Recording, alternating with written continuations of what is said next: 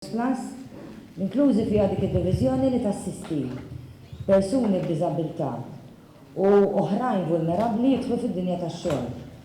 Ġast tal-informazzjoni tagħkom għaliex fl-ambjenti li taħdmu fihom tistgħu apparti persuni b'diżabilità tiltaqgħu ma' persuni vulnerabbli oħrajn.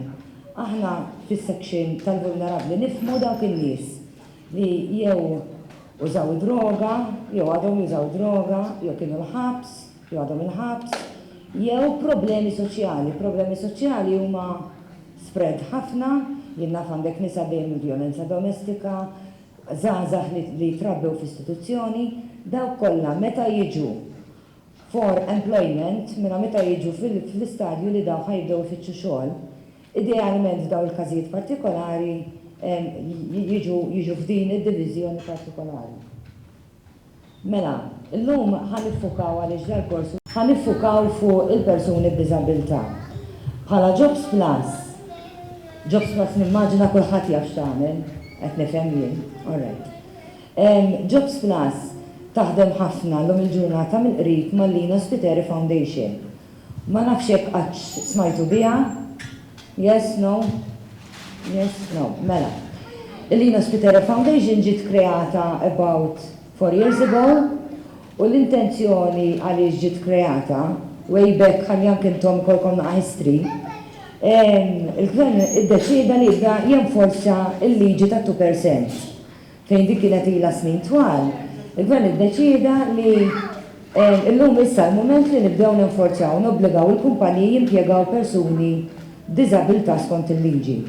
U allura dak iż-żmien ħassib bżonn li tiġi kreata fondazzjoni fejn din tkun speċjalizzata u iffukata fuq is-servizzi għal persuni b'diżabilità. Dawn jaħdmu partners magħna waħda mid-diretturi tagħhom ukoll, naħdmu ħafna mill-qrib, meta ngħid ħafna mill-qrib, on a daily regular basis.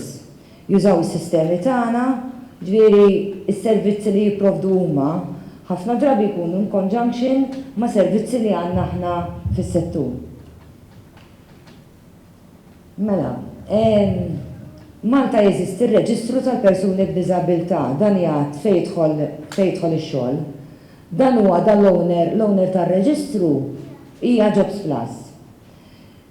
Biex qabel semmejtilkom it-2% biex kumpanija aħna nkunu nistgħu nikkalkulaw persuna impjegat tagħha taħt it-2% li hija impjegata li għandha diżabilità. L-individwu jrid ikun jew f'dan ir-reġistru li ħansemmilkom, jew fir-reġistru tas-CRPD, tal-Commission for the Rights of Persons with Disability. Jekk persuna għandha diżabilità mhix irreġistrata fl-ebda wieħed minn dawn iż-żewġ reġistri, għall-gvern, għall-pajjiż, għall-employer mhijiex persuna b'diżabilità. U allura l-employer u anke ma jkunx jista' jibbenifika minn diversi servizzi u support u sussidji finanzjarji daskemm kieku dil-persuna tkun isimha mpoġġi f'dan ir-reġistru. Il-proċess huwa sempliċi, jiena ħa nipprova naġġel. Ħalli lokal mistoqsijiet.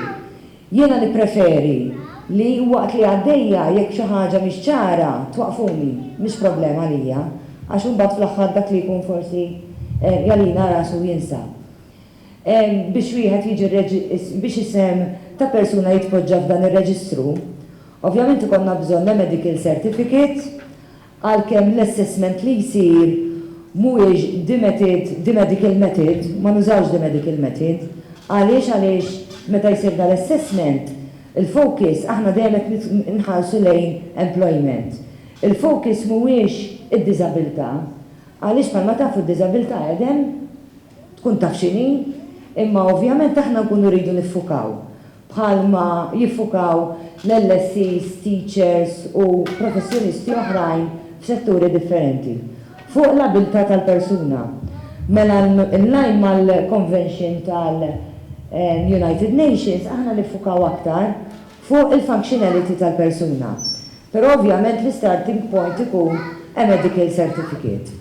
Dana il-persuna jara it-tabib tagħna fejn ir-rol tiegħu dawa sempliċi li jivverifika Jekk id-diffikultà li qed tajt li għandha l-persuna u t-tabib jew il-konsultant tagħha hix realistika jew le. Ovvjament ħafna diżabilitajiet huma evidenti, oħrajn ma jidrux, maġġoranza assoluta ta' diżabilitajiet ma jidrux.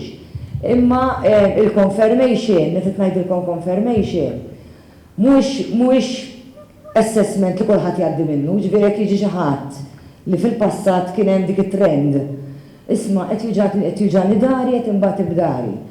Jew jien naf jiena diabetika għaliex inkella tliet ta' Malta tispiċċa irreġistrata f'dar reġistru tad-diżabilità. Allura hemm ċertu linji gwida li persuna tkun eleġibbli biex isimha jitpoġġa f'dar reġistru. Bħala meta nitkellmu fuq diżabilità, aħna nħarsu lejn diżabilità fiżika, intellettwali, problemi ta' saħħa mentali u sensory impairments. Il-Lina Spiteri Foundation kif qed ikun fil-bidu ħafna mix-xogħol li kienet tagħmel qabel Jobs Plus ġi trasferit fi ħdan il-Lina Spiteri Foundation.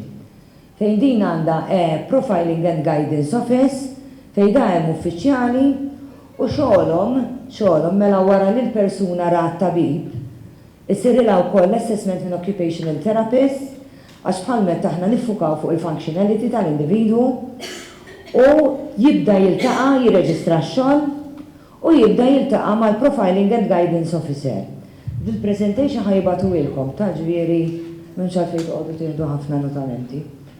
Fejn ir-rol ta' dan l-uffiċjal huwa li jieħu profil tal-individwu, jara x'jixtieq jagħmel, x'inhuma l-interessi tiegħu, x'kwalifiċi għandu, x'ħiliet jista' għandu, li ovvjament da jgħinuh biex jidħol fid-dinja tax-xogħol li għandu bżonnhom u jista' jżomm biex jagħmel parti mid-dinja tax-xogħol. Along the way meta dan l-uffiċjal qed jiltaqa' mal-persuna mhux just a document with tick boxes, imma jidħol f'ħafna dettall u xogħol huwa wkoll li jissapportja lill-persuna diżabbli along the way. Fis-sens li jissapportjawhom fejn jidħlu job interviews, jagħmlu mock interviews, fil-job seeking process as a whole. Jirreferulhom vacancies, jippreparawhom biex il-moment, possibilment il-moment li jaslu quddiem employer għall-interview, ikunu preparati u ovvjament dak l-interview jkun suċċess.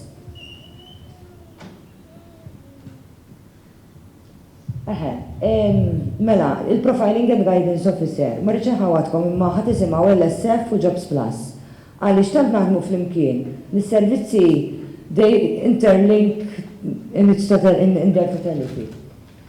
Bħala Jobs Plus imbagħad aħna bqajna nofru u noħolqu attivitajiet biex nissapportjaw lill-fondazzjoni u lill-individwi ovvjament li jmorru għandha biex jersqu dejjem aktar replay d-dinja tax-xogħol. U allura hemm diversi opportunitajiet ta' taħriġ fejn l-ideali l-ħsieb kien li persuna nibdew nigwidawha u ikollha a pathway. Jiena niftakar jien inni kważi 30 sena naħdem Jobs Plus u bdejt minn Clark u bqajtila. Jiġifieri dal-profiling and guidance role għamiltu. U niftakar żmien fejn tiġi persuna b'diżabilità qudiemi u nibda ngħid imma fejn nista' nirreferija, fejn nista' nigwida. Ma kenniex jisuda way back. Pathway ta' servizzi u attivitajiet li dil persuna tru l-użu tagħhom tista' tibqa' tiżviluppa u tavvanza l qudiem li fl-aħħar b'xi mod tasal li tidħol fid-dinja tax-xogħol. U s-servizzi li u training li għamilna provajna noħolqu dal-pathway. Allura għandna Sheltered Employment Training fejn dan it-tip ta' taħriġ huwa adattat għal persuni li d-diffikultà tagħhom hija pjuttost severa. Severa li way back da żmien li kont qed insemmilkom qabel jien, ġa qalbi kont ngħid għalkemm ma toġobniex il-kelma kont ngħid dan l-individwu huwa unemployable. Sinti biex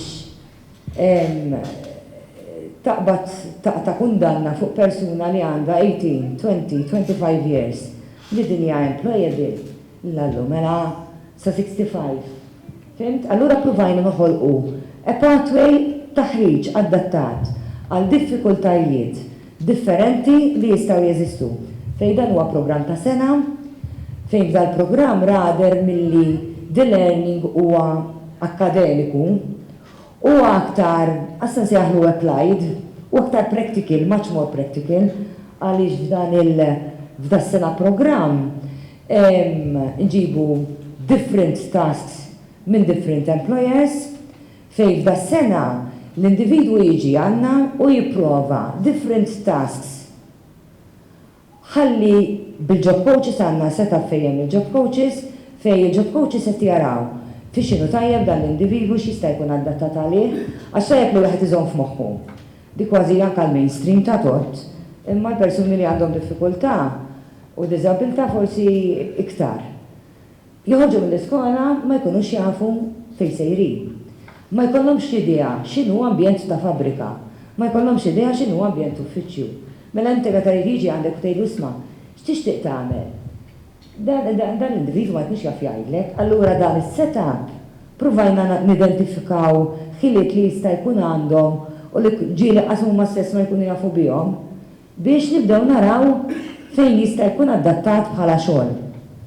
Ovvjament f'dan is-setup jista' jkollna ġieli kellna ċirkostanzi ta' persuni li għadhom il-bot ħafna mid-dinja tax-xogħol. Allura f'dak il-każ nirreferuhom biex jużaw is-servizzi tal-Aġenzija Support. Dak huwa Sheltered Employment, il-Head Start Apprenticeship huwa attività li għandha Lina Spiteri Foundation. Fejn persuni li jimxu fi Sheltered Employment, kellna każijiet li bix-Sheltered Employment Training instabilhom xogħol in the open market. Dejjem bis-support tal-job coach u s-support kollu li wieħed jista' jkollu bżonn. Kellna oħrajn kienu għadhom ma waslux hemm u l-Head Start huwa a step further, ġifieri kif taraw bejna nimxu l-qoddim, a step further fejn taħt il-Head Start huwa programm ta' minn 4-6 xhur fejn dak li jkun jingħata anke allowance mela qed jibda jieħu sens ta' paga within brackets u biex jimmotiva aktar ruħu li jgħid isma' issa trejnjajt.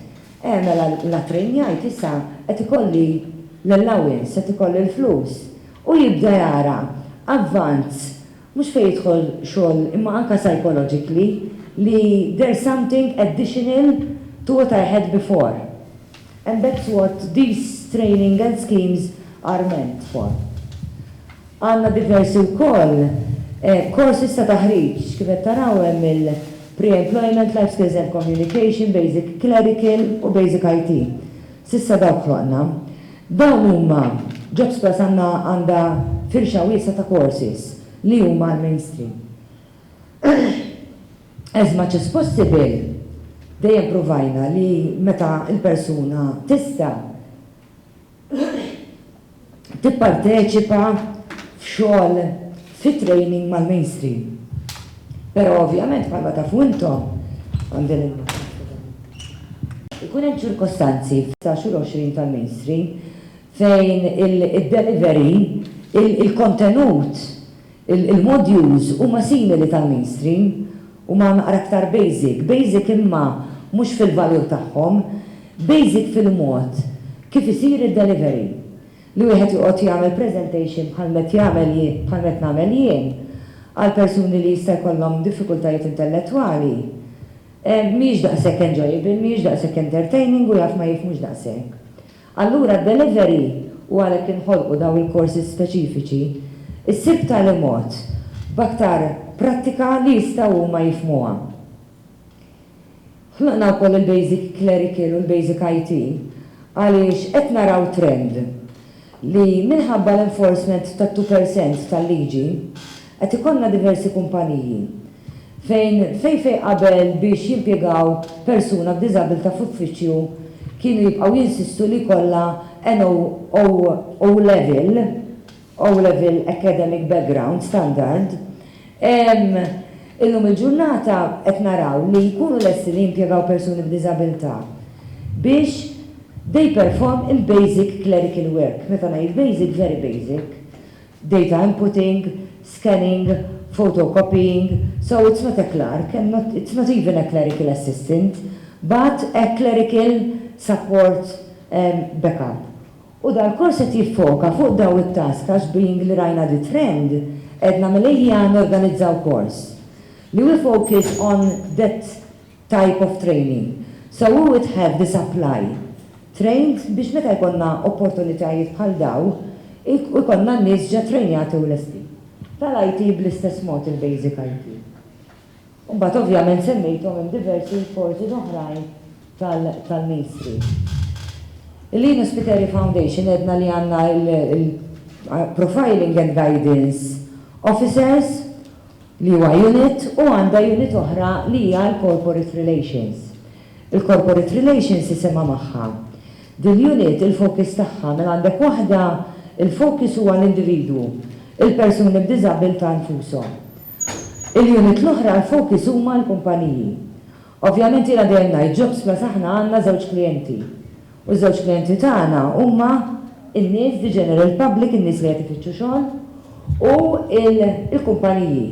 Jekk ikollna kumpaniji u m'għandniex nies għandna problema. Jekk għandna nies u m'għandniex kumpaniji li joffru x-xogħol għandna problema daqstant. So il-kreazzjoni ta' dil-unit saret biex tissapportja lill-employer along the way during the recruitment process of a person with disability. Meta qed ngħid nissapportjaw x'jiġri fil-mainstream x'jiġri li għandna unit fil-mainstream Jobs Plus. Fil-mainstream l-employer jimla vacancy profile, jibgħata l-unit, għandna sistema elettronika, jimputjaw id-data tal-vacancy, għandna sistema elettronika bil-profiling tal-unemployed, and electronically a matching process will be carried out. It's all electronically. Imma bħalma tafu intom, meta inti qed tiddilja ma' persuni b'diżabilità, l-elettroniku jista' jgħinek sa ċertu punt. Però the human input, the human aspect is very important. Għaliex il-magna mhux se tgħidlek jekk inti għandek persuna li għandha visual impairment, mhux se tgħidlek x'assistive technology għandha bżonn, support għandha bżonn biex tasal. Allura din il-unit l-istess il-proċess huwa l-istess li there's a vacancy and there's the profile of the vacancy, but then they carry out as well the matching process electronically, għaliex ovvjament inti dejjem you have to shortlist. But meta jaslu mbagħad f'dawk l-ammont ta' xra min-nies, they go into each individually, one by one, being that they know them, the profiling officer, they know these individuals, and this unit makes contact with the profiling and guidance to select the most appropriate, suitable person for the job. U taddija l-employer. L-employer ovvjament jagħmel il-proċess normali, the interviewing process, u jażel il-persuna li fl-opinjoni tiegħu tkun lista adattata għall-ambjent tiegħu. Dana dejjem bil-corporate relations officers along the way. Li daw xogħolhom mhux just jirċievu l-vacancy, they go within the premises, the employer's premises, għaliex ċertu affarijiet inti meta tara fuq il-karta u meta inti mort u rajta physically, għandek idea aħjar meta inti you are matching the individual, you have a much more a clearer idea of the working setup and environment whereby you would be able to match, to have a much suitable and appropriate match. Din il-unit ukoll tigwida lill-employer b'diversi skemi li Jobs Plus għandha li meta jiddeċidi biex jimpjega lill-individwu x'jista' jibbenifika. Per eżempju hemm exemption minn National Insurance Contribution. Bħalma tafu, aħna ħallsu l-bolla tagħna u l-employer ħallas il-parti tiegħu.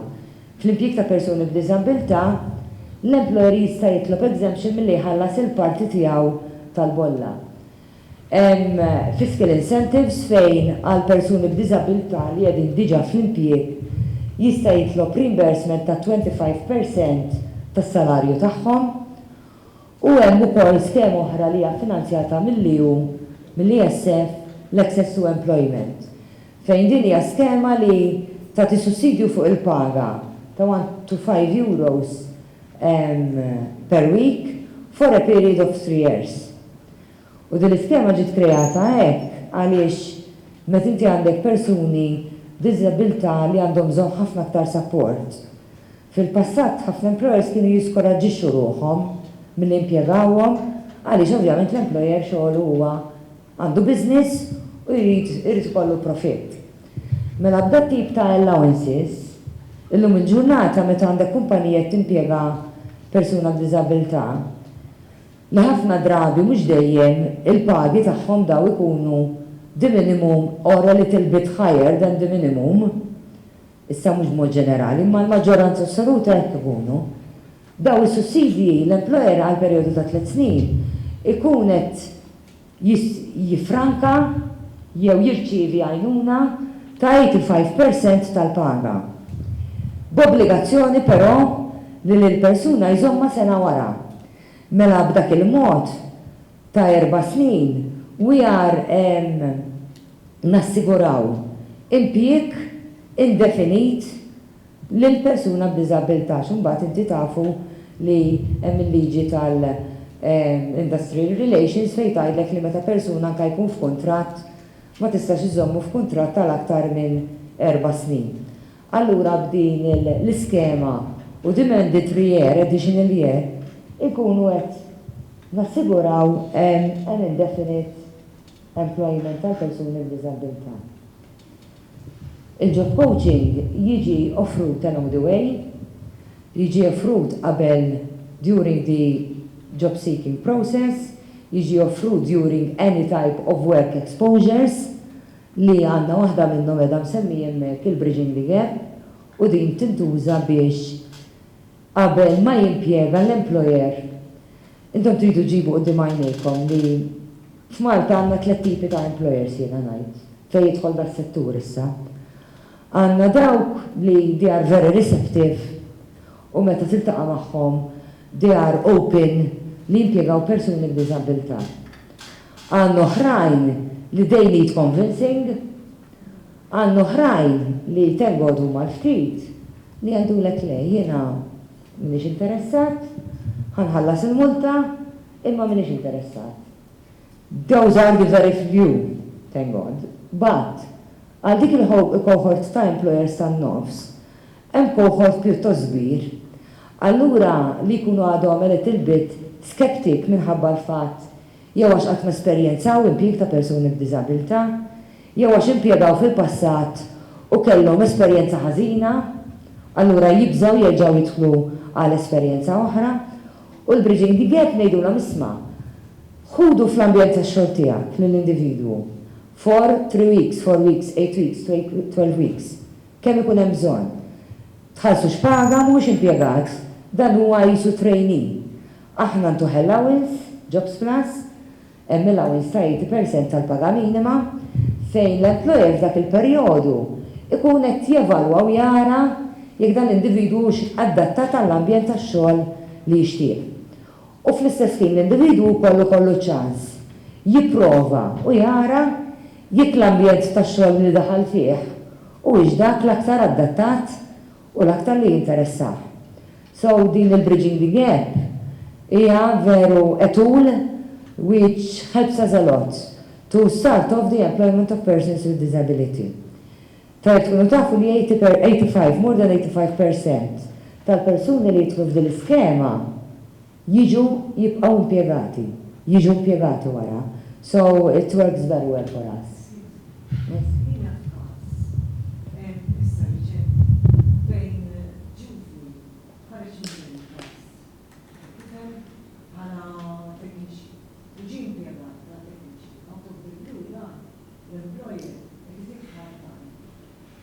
fejn qed jgħidu li mhix kapaċi u għaliex il-ġenituri enfasizzaw mal-employer għaliex flok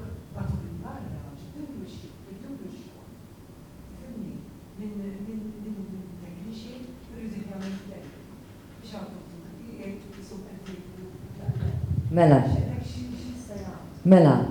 hawnhekk qegħdin fis-section tal-job coaching, għedna job coaching jiġi provdut kemm during the job seeking process, kemm during il-work exposure, kif ukoll during l-impjieg.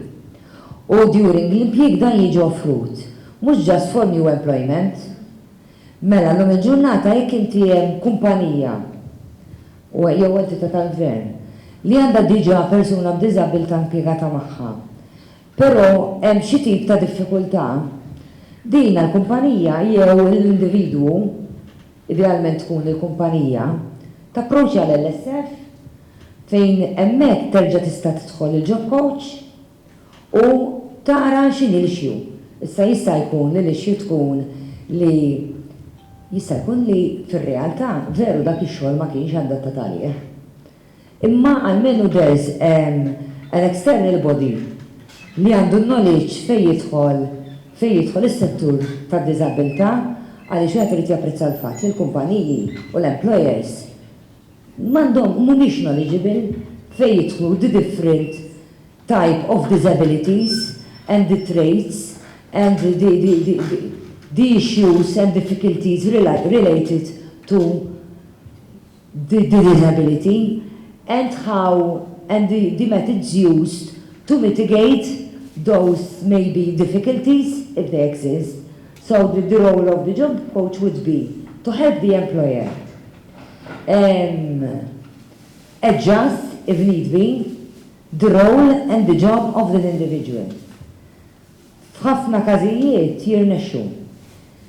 Però dan l-ispunt ta' jekk wieħed jieħdu f'ambjent fejn jekk inti u l-job coach ukoll tassisti mhux lill-employer qed ngħid l-employer jiena mhux lis-CEO għax lis-CEO m'għandux kuntatt mal-individwu.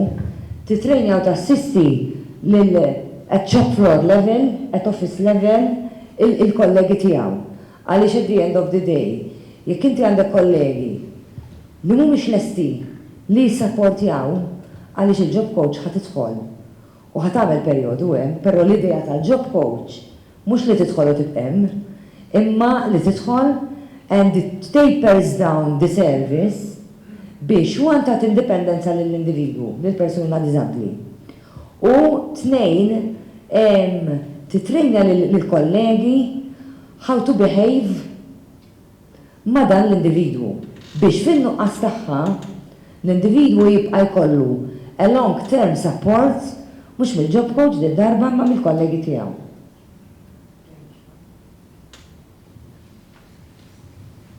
Dan huwa l-proċess li aħna provajna nagħmlu.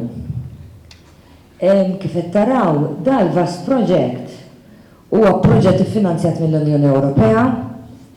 Dana kollox dejjem kellna servizzi għal persuni b'diżabilità ġo Jobs Plus, imma qatt ma kien hemm struttura soda b'servizzi varji u differenti li din tmexxi il-persuni throughout their employment pathway. U dal-proġett kif qed taraw bis-servizzi eżistenti ta' training, ta' work exposure, they lead to employment, it's either in open employment with our support or with an open employment with support or with mentored support. The mentored support huwa rather than a job coach physically there, a mentor that discusses with the employer and the individual, the person with disability at arm's length, at very arm's length. Dan huwa s-servizzi li għandna ġo Jobs Plus u ġolli l-Ospiteri Foundation fejn jidħlu s-servizzi għal persuni b'diżabilità. Naħdmu ħafna, ma naħdmux insajlu aħna, ġifieri naħdmu ħafna ma' diversi entitajiet governattivi u NGOs biex ovvjament niprovdu s-servizz mod sħiħ dak li għandu bżonn l-individwu. Ma nafx ikkantkom xi mistoqsijiet? Kentom bil-għaqal kollox fimtu. Very good. Jew intom bil-għaqal jew jiena tajba, jaħob ngħid li jiena tajba. Thank you very much. There's my contact number. This presentation will be delivered to you by email. So get back to us whenever the need arises. Thank you very much.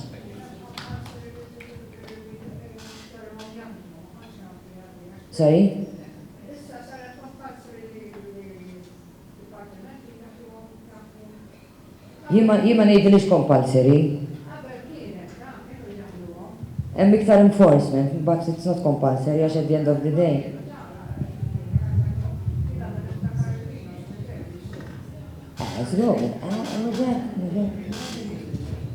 Thank you very much.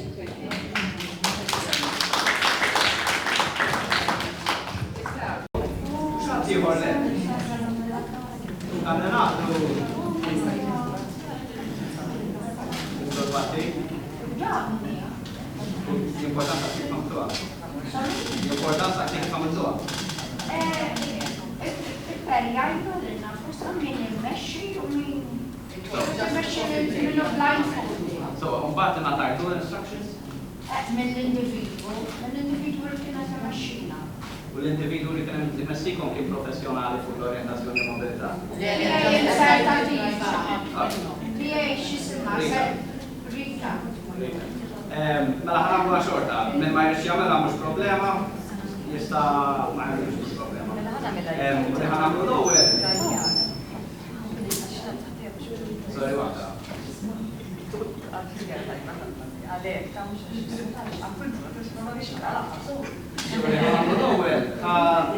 Ħanedilkom issibu l-postijiet tagħkom ma' partner li ma tafux. Ġifieri kemm jista' jkun mbagħad naraw daqsxejn ta' priġġiex jew nisija wara magħhom wara. Mbagħad naraw wara l-instructions x'naħdmu mill-affar. Noħorġu ftit sarat Għal-istat importanti s-sissa li għed nsemmu konfidenza li tafta il-min, infatti ċikultan. Taħtiex il-mek, nafer forsi xie kalkulali. Mċek. Eżatt. U jiena naħseb anke jkun persuna li jagħtik wida ħafna żmien qatt ma dak il-ħajt. Id-dejjem there's always a first time, speċjalment l-esperjenza. Tarax fil-fatt huma t-turġien huma tal-biża ħafna, għal-min huwa per it-turġien huma tal-biża. Speċjalment fejn jitlu escalators u levelators u dal-affarijiet. Inti dik is-sunjura li ħarti għamlet iżejja qudiema, bażikament immaġina ktila jew ħiża tarax. Biex għamilt idejk qudiemek li prattikament ma tantxawx tista' tweġġa hawnhekk, naqtar, imma fej eskalator ma tantxaw, immaġina titla' jew tinżel it-tarax. Sawa. Xiktar, kien hawn xi affarijiet oħrajn li notajtu?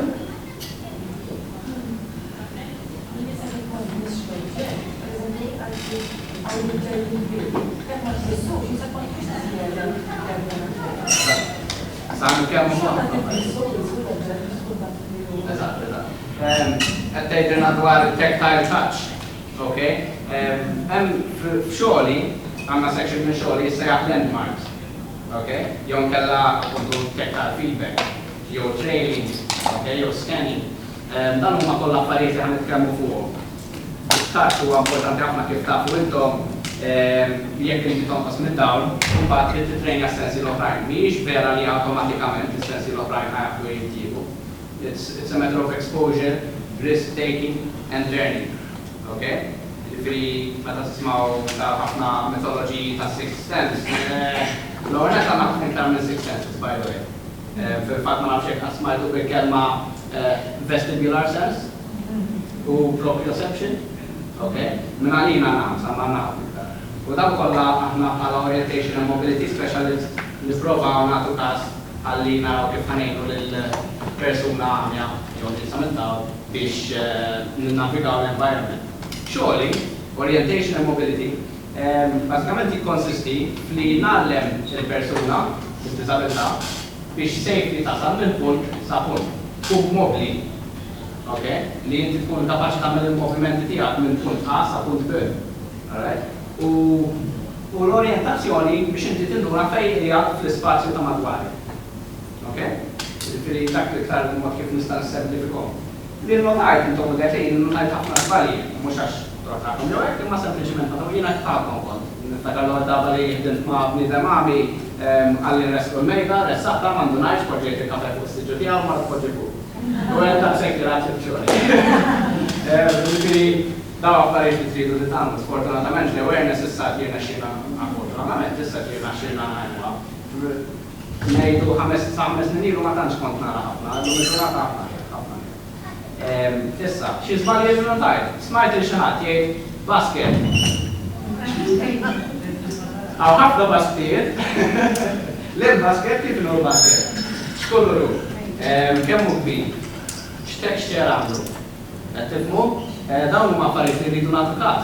Jekk jiena kienet taħraqni ħafna nisma' l-ommi bla negozjat kienet tgħidli iftaħ il-kaxxun il-xukaman hemm għatli wieħed, tielet wieħed minn fuq jew minn isfel. Ma tgħidli eżempju mbagħad tgħidli minn fuq. Xi ħadd ma jarax jew vision impairment qed nara xi ħaġa titbissem ftit. Dak l-affarijiet huma problemi. Speċjalment pereżempju jekk ħalla xi oġġettaw fuq xi mejda u xi ħadd ieħor restaħulu. Ħajhom dik. Ħajjara sajjagħmel biex iġiblek ħajtek imperfect tagħmlu hekk. Darba mort ma' klient Messina sal-lija u hekk għamlet kontatti bil-dulu l-istess.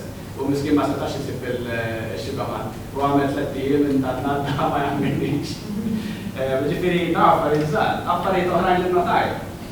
Meta tiġi biex tigwida xi ħadd notajt ħafna nies imexxu lil-lam qabilhom. For safety reasons that's a huge no. Okay, għax inti il-raġuni għax ix-gwida dejjem għandu jkun fuq quddiem. Għalhekk ħalli jekk kollu jibla xi ħaġa xi ħadd l-ewwel.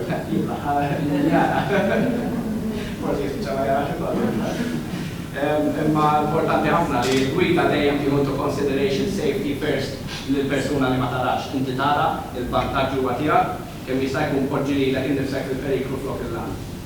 Okay, ġifieri jekk qed tara xi turġien xi ħaġa tmurx bl-ambi quddiemek qed tmexxih inti. Mbagħad forsi tawal minn wara ħadd is-sajja. Alright, mur inti qablu u mbagħad nafsab xejn mhux m'hemmx. Okay, imma hemm dawn ħafna affarijiet. Yes. Per-eżempju, aħna ma' tfal. F'każ ta' it-tfal ovvjament aħna primary years li ħajkunu żgħar. Kif għandna nimxu? Per-eżempju, anke biex jiżaw l-ambjent tal-iskola. Mela, għalkemm fuq kollox vera. Tfal, ngħidu iktar moħħeri. Biex tagħlimhom ħadd tkun daqsxejn iktar diffiċli. Però hawn il-metodi biex kif ħanimxu tal-affarijiet. Min qedtilkom ma tistax taqbad tmexxi xahar imma il-metodu kif ħadd tmexxi xahar wara. Tfal meta jkunu ta' dik l-età iktar li jkunu adapted, iktar li huma sponsa ħajxor u ħajta. Speċjalment ta' safety tagħhom ħadd ma jkomplu hekk. Billi kull ma għandek bżonn biex norikom għandi bżonn dejta. Tiġi wara hekk għax biex timxu anke ma' tfal l-istess metodi li nużaw ma' tfal bħala techniques għall-orientation għanużawhom anke għall-adulti. Mela jekk għandi l-persuna jekk għandi l-persuna għandha jew tifel jew raġel jew mara biex adult jew sejf, okay? L-ħaġa li għandek tagħmel dejjem saqsih li x'għajnuna. Tgħidu li ma' tfal xi kultant jekk huma tfal tiegħek tista' trażżamhom daqsxejn tidru mejja jew inkella tara kif sa ovvjament jekk għandkom bżonn toħorġu tifel intihom u ħajbx jafu hekk. Fl-iskola irid l-ewwel tintroduċi lilek innifsek u anke mat-tifel u jrid jibda jafrak. Jiġifieri jekk tagħmel daqsxejn lok miegħu jew xi ħaġa jew anke icebreakers tipo tgħidu l-importanti li jsib fis-psikoloġija ta' kulħadd ta' mhux ta' tfal biss li l-ewwel dejjem tgħid xi ħaġa dwarek. U mbagħad hemmhekk ħafna drabi l-persuna tibda timmelowja u tieħu gospel. Issa inti tmur fuq il-persuna jew fuq it-tifel jew hekk. Fuq it-tifel dak il-każ għax inti taf x'għandu bżonn, forsi qed taf li għandu bżonn imur xi klassi jew xi ħaġa, tgħidu ħanejn daqsxejn tagħmel il-wara ta' idejn tmiss il-wara ta' idejn tiegħu.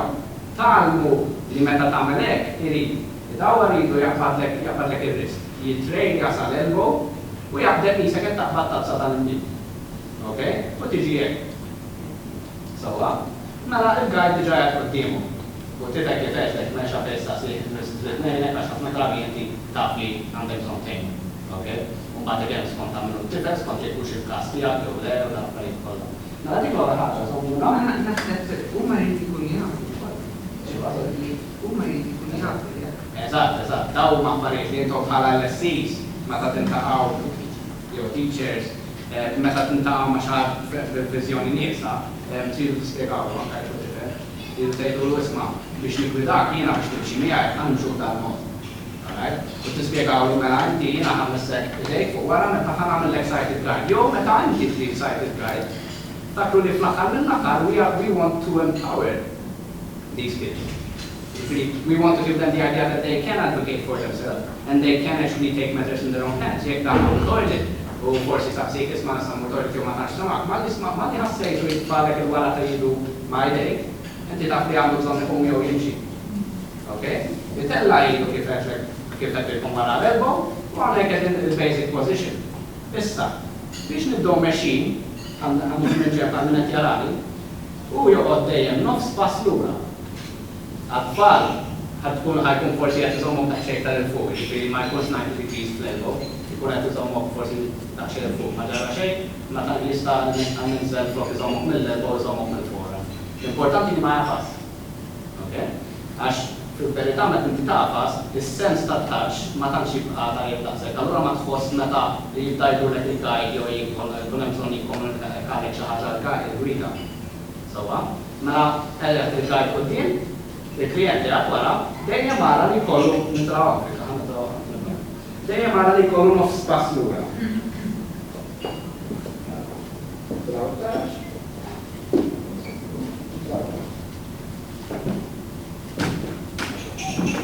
Mela, il-raġuni li rridu dejjem nofs spass lura, għalla li xiek jena ħajkolli li għafdaqqa il-gwida, għax minn nafx jiġri jew joħroġ iġġar minn kantoniera, fil-iskejjel fad jiġru u minn jafx ikun hemm iktar, jekk ħani għafdaqqa. U dan u l-klient tkun qiegħda miegħi ħatibqa' ħan tħalli.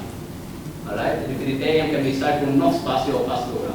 Għalhekk aħna ngħidu waqqat mill-elbow għax jekk taqbad dirett mill-elbow ħafna drabi awtomatikament ħatkun nofs pass lura. Dik huwa ħaġa, il-basic position. Yes. Ħajdi. U naħseb anke ħoss il-gwida meta saqar titla biex jitlaq il-karġa, jew biex jinżel il-tarġa, il-nofs sekonda għalli. L-raġuni għalli ħafna u kontra ħana salarja tajjeb ħafna, ok? Rajtu li nitrattarax, ok? Għandi il-volontira ta' ma kiku ma tarax, kiku ma kien iċċeżat ma ġembi, kiku kienet eżat ma ġembi, għanzi jow battu nitrattarax missa tosni, jow battu nizit. Speċjalment fej tiġi biex tinżel l-ġim. Biex tinżel il-tarax, jekk li jeda zat maġembi u jew waqaf ħatari. Dejjem nofs pass jew pass lura.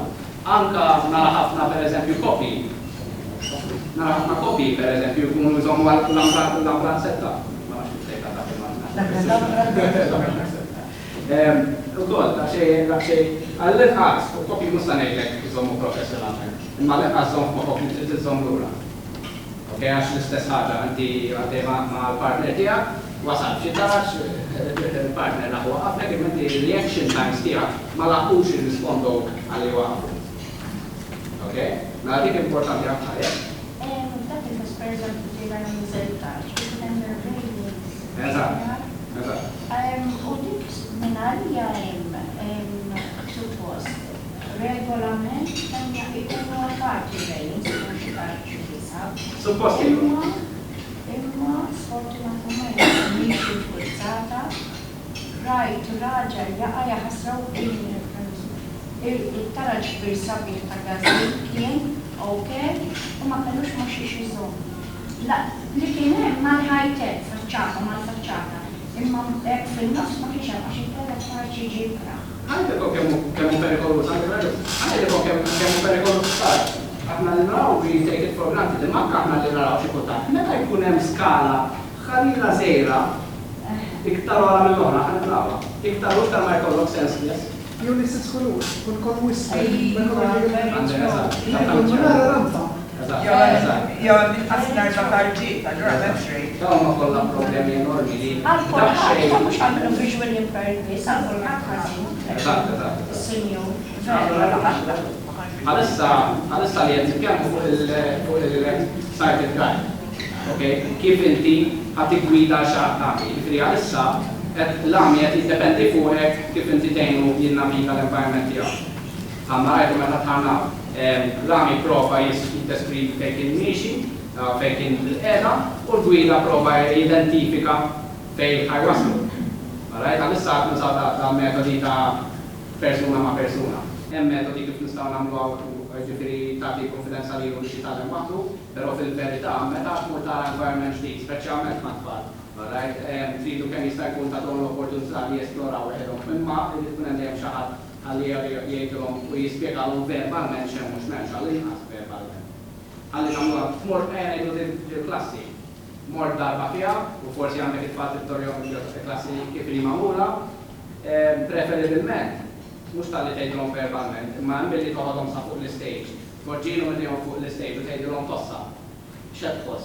Qed tisprevili x'materjal hemm, jew jekk għandu xi residual vision forsi jista' jara xi tip ta' kuluri, saqsi jekk jista' xi nota xi kulur, ħalli anke inti bħala teacher jew LSE jew impjegata tinduna l-kapaċitajiet li baqalu f'għajnejk ukoll il-persuna li samsa. Sawa, għax aħna li dawn ma jfissirx li aħna jdu rektu tagħhom fil-nata sajt li baħarek. Sawa, residual vision can help. But we as assessors, in a sense, we as guides, need to also realize what these people can and actually are able to achieve and are able to use. If you have a residual vision, inti għati għandek light to dark perception. Blind from one. Blind from one? Roħda tara xi light and dark perception. ħafna nies, per eżempju, ħafna nies anka fuq tal-linja meta tkun ma' xi klient. Jien nisma'hom jikkommentaw jgħidu dak mhux vera għami. Għax jaraw dak kollu għandu għajnek sura ta' nies li għawet ħares. Imma żgur ma dak għallimniehom u forsi mhux għax għallimni ħafna biss. Ma meta kien żejra tat ħares għax innaqra biex li baqalu, forsi kellu retinitis pigmentosa u ġiet tal-vision li jara biss qudiemu bil-leżar. Eżempju. Sowa, ovvjament miskin ta' persuna ma nagħmluh u żgħar jien naqra li għandek għall-inqas biex xorta tista' tgħin. Mbagħad nagħmlu anke kif nikkumpensa għal forsi l-peripheral vision li m'għandux. Alright, għax jew miexi qablu jekk qed tażel ta' qudiemek u inti ma tallimx tiskenja b'rasek qed timxi trid ħadd xorta b'sidrek jew shoulders jew hekk. Xi mistoqsija. Jiġifieri dan affarijiet kollha importanti u għandkom raġun it-turġien periklu, kuluri, anke fuq kuluri. Per eżempju, ma tistgħux tinfurzaw għal għal-sinni, per eżempju, jagħmlu dak it-tejn fiktar biex tara tarġa public space. Jien nista' nagħmel. U dar ratings. U ratings anke jekk hemm tlieta, per eżempju. Għax suppost kull meter jew kull 1.5. Jekk hemm il-ħadd minn erba' mhux Dipartiment, kollu obvious. Jienu rikotti għal treatment mill-station tal-underground. Sal-iskat, kien il-line malat, to follow the line. Għafna xejn. Li għed t-tkellu fuq, sfortunatament, mux xogħli kif nibni l-postijiet u l-affarijiet. Xogħli għanzi huwa kif nejn il-persuna jiddilja ma dal-problemi. Għattifem? Fil-fatt, meta kont qed nagħmel l-Awstralja, parti minn xogħli kien imur f'dal postijiet, nessessjahom, nibatilhom report ta' x'jistgħu jagħmlu aħjar. Ġifieri jekk kien hemm xi turġien kulur wieħed, jew m'għandhomx tactiles, dak li qed isseħħ inti meta jkun hemm linja timmarka fejn inti jew dak jew fejn timxi daw tactile landmarks, okay? Jew visual landmarks għal viżjoni li għandek. Kien parti minn xogħol li mmur f'dal-iskejjel u nessessja. Ma nafx x'qed nagħmluha, jien minn x'qed nagħmilha, ma nafx li hawn orientation specialist jagħmluha. Mhux fis-sajjer, Kullum kien. Hemmhekk imbagħad jidħol xogħli kif qed ngħidu mbagħad. Li jiena ngħidlek nafsak, nagħmlek ngħidlek nagħmel. Ġibtek di s-sala, ngħidu għaw it-tara ġaw, u ngħidlek it-tara x'mhux sejf, m'għandux tactiles, u nagħmlek kif titraw l-tanmot li tista' tkun sejf. Issa kieku tgħid li hemm rejn dejjem ma tkun iktar sejfin, ma vera, ma kif nafu aħna xi kultant nitolbu l-konsilju x'għad jagħmlilna bankina, jagħmlilna xi ħaġa, jew l-iskola tagħmel rejning u ma rtux xi sentejn tlieta erba' jew ħadd ma ssejf. Tifhem sfortunatament. Imma hemmhekk jidħol xogħolna, hemmhekk tidħol il-gwida, ma' qegħdin fl-iskejjel, għalhekk iktar importanti li intom bħala LSEs jew teachers jew xi tibqgħu tidħolu magħhom u taraw tosservaw u tagħmlu ċerti tagħmlu xogħol sa ċertu punt. Intom tmorru issa tagħmlu tgħidu jekk tafu li ħadd jiġu mal-klijent tagħmi, tibdew tagħmlu tal-affarijiet kif jimxi mal-iskola pereżempju, kif ħajsit il-klassi tiegħu. Mela affarijiet li jistgħu jgħinuk. Forsi notajtu xarini u timxi. Idea, tmiss mal-ħajt, u timxi idea mal-ħajt. Dik kun qed titrejja. Sowa, dik ħallit għabix jadejjem dritta mal-ħajt. Dik jkun inti qed tmiss ma' xejn. Ħaddu, kulħadd anke min jaraw taħlu għajnejn jekk tgħidhom xi dritt mhux se Kikonna provajnija f-football ground, l-Australia stess għal-buni għajnejn għallu li jimxi dritt u għabel ma l-għajnejn għarajt target fejkin minna li għamil ċeċja, u spiċċaj għol t-ndur waħu, l-eta u mux jibrit, kulħadd. Ġifiri, landmarks li xaqsaqsin l-għu kellimni dwarhom landmarks huma oġġetti fissi li tista' dejjem you can always rely on them. Okay? Jekk ngħidilkom pereżempju għandek klijenti li tjara fit-tar tiegħu fejn era, kien klijenti actually qas jafu jagħtu l-kamra naħħu kif li magħmul, okay? Jekk għandek klient u trid tarfu tgħidu mela ma li ssib dik il-ħaġa trid iddur lil hawn. Jekk dik il-ħaġa mhix reliable forsi tkun xi pot, xi pjanta, dika jumma joħra tista' tiżammel. Ma li ma jsibix jekk dan il-persuna tifhem iddependa fuqha biex isib il-bit tad-dar tiegħu, sa jiġri jinfixel. Malta ma' ċertu klienti nużafna adulti hawnhekk, nużafna pereżempju garaxxijiet ngħidulhom ma' tielet garax poġġi darek miegħu, raġuni għax poġġi darek miegħu għax għandek xi partijiet minn ġismek imessu mal-oġġett u dak ħaġarek ħares dritt bil-fors. Sewwa, ngħidu poġġi darek ma' tal-garax u għaqsamraw ma' l-istess, garaxxijiet, dejk kun hemm xi sittora. Tara x'għandu differenti mela landmarks li tkollhom xi ħaġa differenti unika li tista' tibbaża l-orjentazzjoni tiegħek fuqha.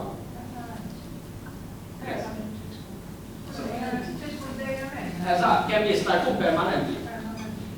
Landmarks ukoll jistgħu jkunu lil-wejja tagħti minn fejn xi buċer xogħma l-għoda xogħma, tagħti minn fejn tal-box. Tagħti minn fejn tagħti xi darba jkun hemm xi tixtarija xi ħaġa. L-exhaust għadjem ma jgħinix, ma tanċu tajab għal-satta tagħna. L-exhaust ħajjek jekk inti xi fejn main road, jew fejn xi ċittà urbana jew le. Sewwa, dak kollhom affarijiet li intom tistgħu tgħinu lill-studenti tagħkom fl-iskola, għall-klassijiet, il-kol. Irridu niddeskrivulu kif huma magħmul il-kol. Direzzjonijiet u smajta hawnhekk l-istess. Sejri naħseb jien kont x'imkien l-hemmhekk jew l-hemmhekk u law ma tantx huma direzzjonijiet tajbin. Direzzjonijiet left, right, u fit-tfal importanti ħafna li talmuhom dak li aħna sejbu conceptualization. Talmuhom pereżempju kumpassi u arloġġi għal xiex. Għax jekk jiena ma nafx in-nord jew south jew 12 o'clock jew 6 o'clock, automatikament ma nistax ngħidlek jekk timxi nord minn hawn minn fejn qed inti minn fejn qed il-qiegħda, pereżempju inti sejbi fakar x'ismek.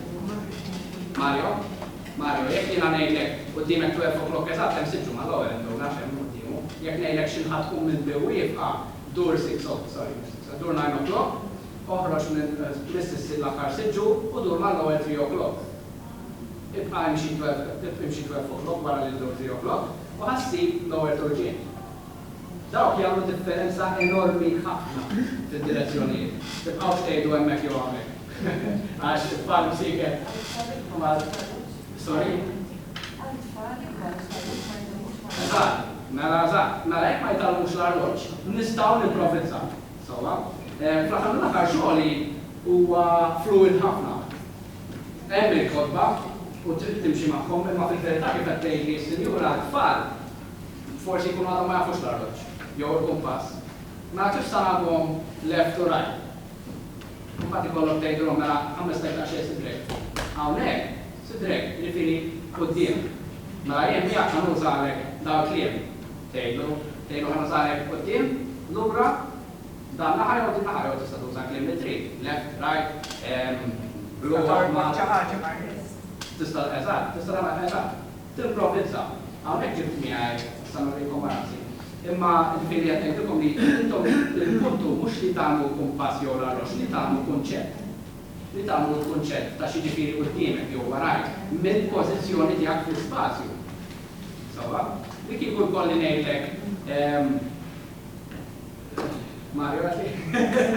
Li kieku Mario jkolli ngħidlu jien qiegħed bħalissa mid-direzzjoni tiegħek 1 o'clock tiegħek, jista' jifhimni. Għen ta' tgħid xi diffiċli. Ma l-fatt li qed tgħidu qiegħed jisu fid-direzzjoni ta' l-angolu ta' bejn chest u dejk, jew left u female, skont kif għandek conceptualization, rridu nsibu xi modi jien li ktar jisib tajbin ma' tfal.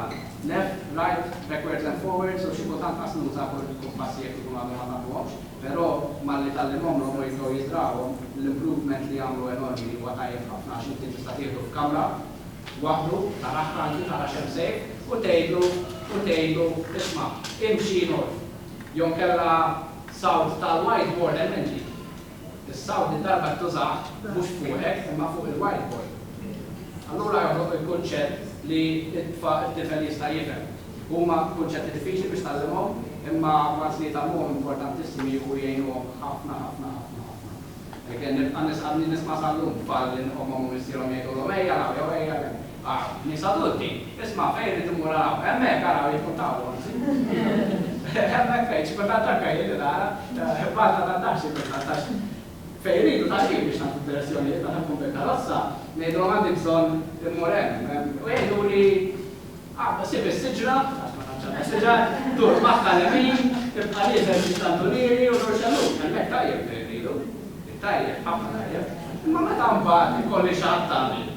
U ngħidu anke ma tantx ikun naf ikolli idea fejn timur u nsaqsi xi ħadd. Jgħidli trid tmur triq il-wart. M'għandix idea fejn triq il-wart, nagħmel fejn triq il-wart u naxbu wart. Ġifieri kemm jista' jkun id-direzzjonijiet meta taħdmu ma' persuni nieqsa mill-mixtaw.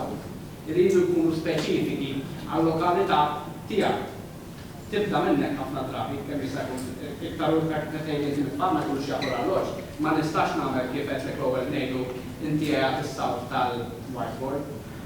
Mhux sajf mek jekk għandha jagħmlu kompass normali.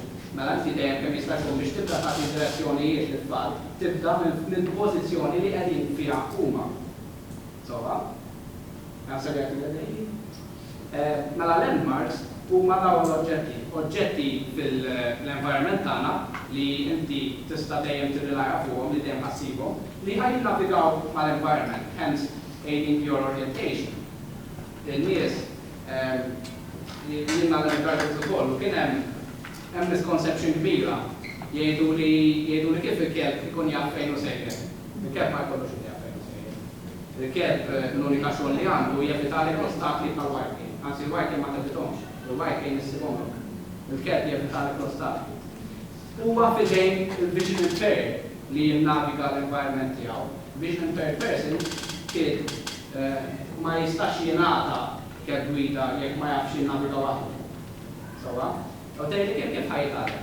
Nibdew kif qed ngħidlilkom, mela nibdew trix mid-dar, ma li toħroġ mid-dar, ħaxxhom pereżempju rieħ tal-exhaust, ma qed tiġġaw jaqbad mid-dar jekk ma trid. Jew forsi ixxhom xi surpriża ma' xi kelb. Mela probabbli ma tistax toqgħod fuqha, it's not a reliable landmark, probabbli qiegħed fejn xi ġardina żgħira. Imma ħafna ma tistax toqgħod fuqha dik għax kif qed ngħidu għax il-klieb Malta fuq bankina jagħmlu hekk. Ma tantx hemm biex wara li jidher. Jiġifieri that's not a reliable landmark, nara jiena rrid nsibu xi ħaġa. Jekk ngħidu isma' sew it-triq, minn fejn taħseb li huma ġejjin il-karozzi. U jibda jissemma, tista' tinduna mit-triq, mis-smih biss tista' tinduna jekk hix one way. Mela inti diġà taf għandek idea l-intriqija. Tista' tinduna jekk hix two jew iktar, tista' tinduna jekk hemm xi iktar minn triq waħda. Forsi intersection u ħafna drabi iktar ma titrenja, is-sensi jiġu tajbin li inti tkun kapaċi tgħid jekk hix Y intersection, T intersection, cross intersection u dak affarijiet kollha. Ma dak biżmien l-ewwel trid tibda minn triq waħda jekk inti ommu biex ma tifel, alright? Għajnu jinnotom dan affarijiet. Saqsih, qed tisma'hom il-karozzi, jekk jgħidlek ilu għalhekk minn fejn ġiet il-karozza, ma ħatibda titrenjalu s-sensi l-oħrajn, ħatibda titrenjalu l-analiżi tas-sensi l-oħrajn, għax is-sensi hemmhekk. Imma jekk aħna ma nagħmlux janalizza s-sensi, mhux se jitgħallem kif jitraversa l-environment tiegħu. Sewwa, mela se tibda tagħmlu tibda tinnotalu tal-affarijiet bħala l-lessix l-istess ħaġa, jekk inti tista' 5 minuti, 10 minuti qabel il-klassi jew wara jew f'xi break, tieħdu t-tifel fil-klassi li għandu bżonn. U tħalli waħdu tibda tispjegalu tgħidu mela jekk titrejja jekk timxi ma' dal-ħajt, għandek issib il-whiteboard, jek titqammix il-emmek ħassib il-sofis tal-elettriku, t-nistawx jow li dek, t-tilaw jek titqammix ma dak il-ħajt ħassib il-fiet. U tittam il-bazika, t-spiegħalux eżatt li jenna il-sofis li hemisfer u hemm dak emmek u hemm il-speaker eżatt fuq għal-bidu tittam il-baziċi. Mill-affarijiet li hemm dangerous, kif għalek semmek il-sofis għaxan u għajs mixtri, u mill-affarijiet li huma importanti, ħaġa li aħna li naraw għatma għatu kas, emergency signals. Għalina, we take it for granted, jek għala xie emerġenza ġili għal-barra. L-għami għal-kollu jisegwu jom ta' bil-forza. Aqra jomlu, jew jek jaffi aqra brain jek jem iktuba brain spiegalu kif isiba u saqqaf għal-exercise fil-klassi, ejlu imxi ma dak il-ħaj, xinħassib xaħġa jenna ta' di texture li għanda di forma, aqra li jek tista' jek jaffi aqra brain, aqra li xen iktuba, jek ma jaffi aqra brain, laqra kilu. Ma xej, ovvjament, naraw xanku son il-tifel ġo tifla. Affarijiet oħra, mela aħna s'issa tkellimna fuq konna qed nagħmlu fuq sided guard għax imbagħad qed nagħmlu diżemma. Biex tigħmel kif urejt tigħmel nofs pass warajk u inti għad timxi dejjem qabbilha. Għandek nitkellmu fuq turġien, kif timxi kif tiggwida persuna nieqsa mid-dawl tinżel jew titla' tarax. Meta tkun ma' persuna nieqsa mid-dawl, araw li dejjem importantissima tgħidula jekk inti xtira jew nieqla tarax. Ħafna nies jitgħallmu li jridu jindikaw bil-leħinhom x'inhu ġej. Imma jinsew jgħidu jekk hux il fuq jew l-isfel. Nara nasal sat-tarax, mmexxiha sat-tarax, nifqilha waqgħet nofs paslura importanti fuq tarax, jekk hawn railing qabad idejk poġġiha ma' ġenb ir-railing, hi b'idea li qed nisma' l-elbow tiegħek timxi ma' jdejk u taqbad ma' railing. Jekk trid tinżel weħda. Jekk ma trix tinżel weħda tista' żomm di lead miegħi li għandha free taqbad ma' railing u tinżel. Issa qabel ma tinżel tgħidilha ħan ninżlu t-taraġ jew ħan nitilgħu. L-istess ħafna nies li huma nieqsin mid-dawl jinħarqu għandhom raġun jekk ma tgħidulhomx jekk hux tilgħu jew niżlu. Għax tmur tolli saqajk u ssib li hemm kif daqsxiex u taqa' xorta. Right? X'għalejn. Għal esperjenza jkun ta' imma reali ħafna u daw affarijiet tant kemm huma basic xi kultant ħadd tiġi f'moħħok li kull m'għandek tgħid tilgħu jew niżlin. Fil-verità tista' tgħid ukoll pereżempju ħa ninżlu ġi xturġin jew tlieta. Imma jekk għall-inqas tiftakar li trid tgħidilha l fuq jew l-isfel ħatejn ħafna. Mela jiena nirrita ngħidilha ħa ninżlu tliet sarġiet. 1, 2, 3. Mbagħad ngħidilha ħanduru u ħanerġgħu niżlu oħra. Importanti dejjem, jew kellha skont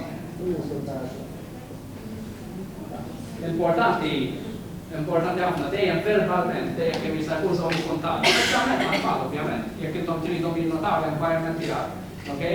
Adult jista' jgħid huwa kbir. Importanti prova tgħidu xorta jista' jgħid hekk.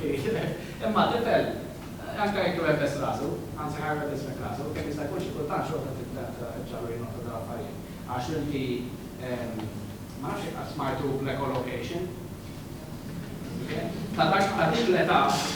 Ta' dik l-età, jekk is-sensi titrenja komdu tajjeb ħafna, u anke hu tagħtih ċans li jesplora, ħajja tagħta ħafna ħjar minn adult li tilef il-viżjoni tiegħu la kiber. Echolocation nista' nitkellmu fuq għalejha l-aħħar. Mela tarax inti tira u nieżel tgħidlhom hekk. Pass li nsejħilkom fuq tarax, jekk tiġi fuq l-imnaħar tal-rejli, ħaġa sempliċi ħafna tista' tiġi tisimla ħafna fuq hekk. Jekki, misbiti, tal-ħafna l-ebbo, jekki għedin ħarġu lej tarax għantikom kari għatturi. Jekki il-railing mux jgħat fuq naħat għal-rajt, imma jgħat fuq naħat għal-left, għanajdila għattaqqaw, bidel il-direzzjoni. Bidea, ħat mistar għamixa sa' kemm s-sibli l-oħra, u tista' mbagħad taqbad dik l-oħra timxi hekk prosim. Mario, fetni kif? Għadda, ġbib, jekk ikollok xi domanda saqsi. Affarijiet żgħar ħafna ma diskanta kemm jagħmlu patbi. Kif rajtu l-ewwel naħseb kieku kellna idea ta' kif nagħtu direzzjonijiet ma li tħanna mill-bib, pereżempju anke meta smajt dak il-persuna tgħid basket, tgħidilha x'kulur kif hu kemm il-bib, il-texture tal-affarijiet. Jekk nistgħu aħna bħala gwida meta tigwitaw, saqsi xi ħaġa. Jekk aħna bħala gwida nistgħu nagħtu każ daqsxejn tal-environment u noddu pereżempju klient tagħna kemm jgħid rows flok ma jgħidu x'imkien lem jew naħseb xi 4-5 jgħidu inti tielet row.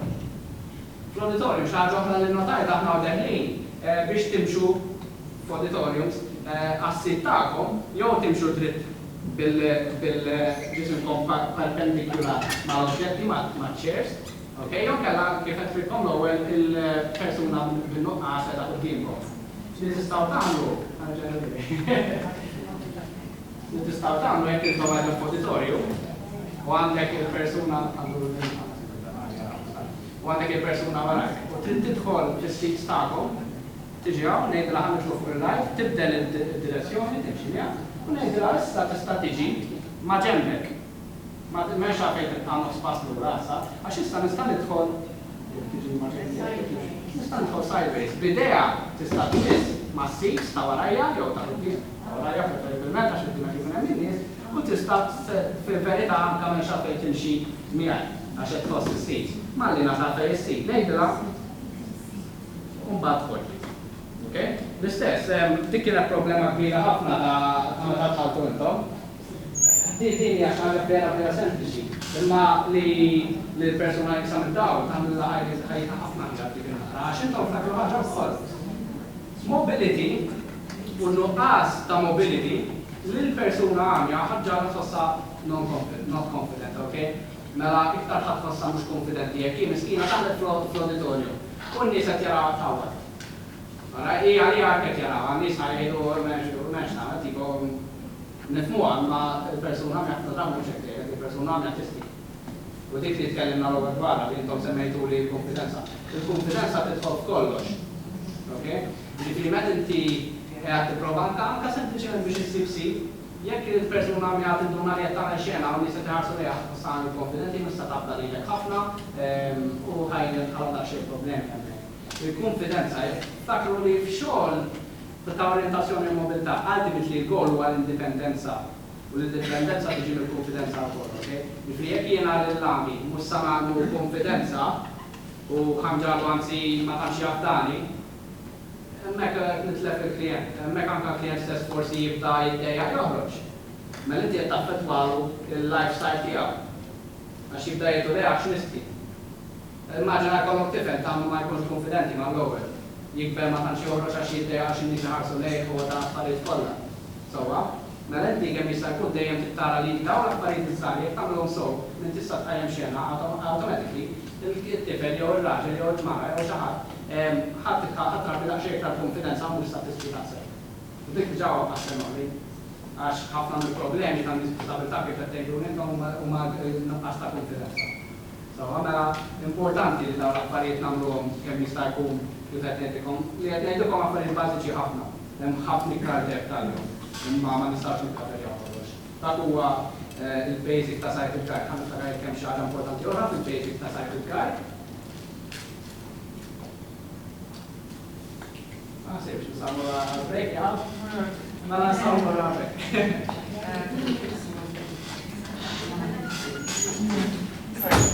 Meta qed gwida, meta sajt il-gari qed joħod karistija biex tpoġġi bil-qiegħda. Naħseb għall-għalija tkun trid illi issiġġu n-nies ma wara l-kuftej. Mhux sempliċement jgħidulek hawnhekk hemm siġġu. Il-ħaġa jgħidix. Għandek punt tajjeb ħafna ħafna. Dikon sabri samma dan il-kjamu fuq-siti. Sorry, alright. Malaj. Għaddej għandha raġun. Għax nistajt nżaħma tal-auditorium, vera. Meta inti tieħed dak il-mod ukoll, jekk inti tuża fuq-tejk jew wara ta' saqajt skont din id-direzzjoni tħall, u tgħidilha tnissu, hi taf eżatt ma fejn għandha tpoġġi. Meta tiġi biex tpoġġiha fuq mejda, trid tgħidilha li naħa ħares is-siġġu, għax jekk il-mejda mawġa jew is-siġġu mawġ u jpoġġi u tagħtiha l-ikel xi ħaġa x-xogħol. Minn tista' tkun kif tista' tinduna li tkun qiegħda forsi s-siġġu ntawwar. Trid taf saħħa, tisma' s-siġġu qiegħed ta' xejn mejjed xi ħaġa jew qiegħed ħares 2 o'clock. Jew 12 o'clock. Għax l-istess jekk inti taħsal il-persuna bil-qiegħda minn għalija l-mejda ta' qudiema qiegħda magħrufa marajja, il-persuna fejn tagħtik ħadd niftilha. U għalhekk anke konfidenza dik li ħaddejn ukoll għax jekk inti tagħlem il-persuna tesplora bit-tactile feedback b'idea xi kultant ma tantx ħajkollhom jekk tagħmel xi żball inti li nagħmlu kulħadd jagħmel. Il-persuna jkollha konfidenza tiċċekkja is-siġġu fejn qed iħares. Qed tifhem? Jiġifieri għandek puntajt ħafna si thank you. U għal-morra, mbagħad naħseb forsi nsemmija wara jekk diħed ġo karozzja kwasat id-dejn. Dik għalik importanti hija. Mill-esperjenza hija fuq karozzi, għasat kemm wara. Mhux jidħol white cane, jidħol mobility aids, tipo flip cane, jidħol sonar devices u tal-affarijiet kollha jesistu wkoll imma ma sarx tibqa' kollha. Li baqa' ngħidilkom dwar il-karozzi u transport, meta intom qed tiggwidaw xi ħadd ta' karozza, għajdulhom varjators x'tip ta' karozza hija jekk fihom jew le, imma l-inqas jekk ma jkunx il-karozza jgħidulhom kemm hi għolja karozza, jekk hemm xi step għax jekk huwa pereżempju xi van trak xi ħaġa li tkun hemm xi targa, u kemm hu għolja r-rasu. Għax kemm darba rajt kanistri dik importanti ħafna. Inti għandek metodu. Allora jkun xejn. Bħal l-istess ħaġa li għamilna t-taraġ bis-side il-guide għad tiġi simili għal-karozzi ta'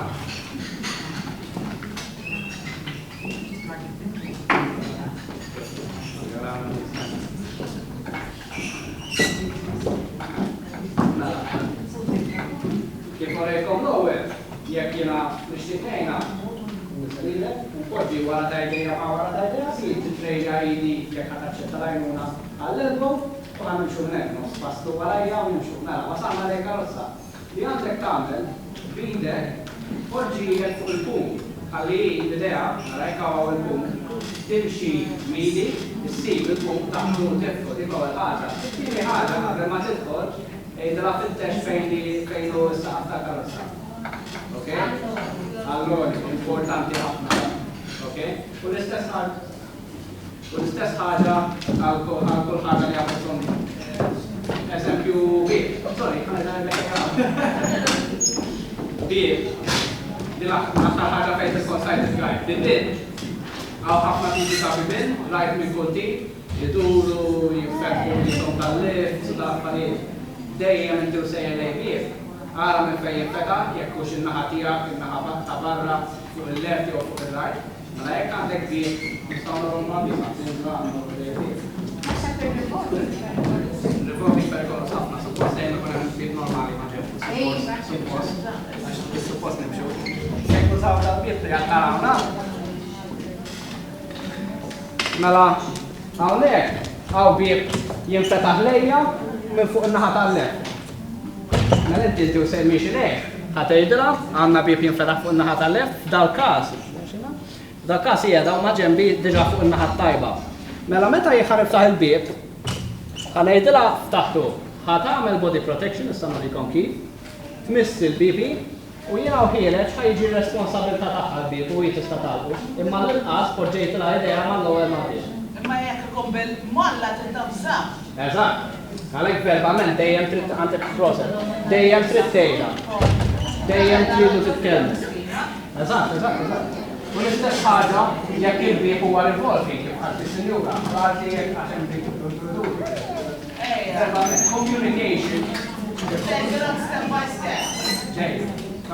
Għalhekk qedlek xi l-naħa ħajta dak il-bib u tal-affarijiet kollha għandek raġuni jekk huwa automatic jew xi ħaġa, jekk hux revolving u jekk kollox ukoll.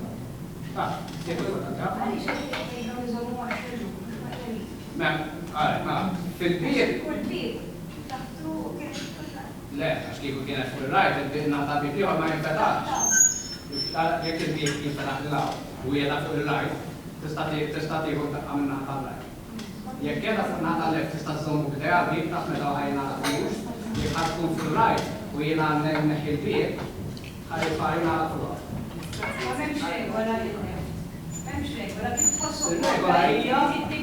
Il-regola hija kif jinfetaħ il-bib.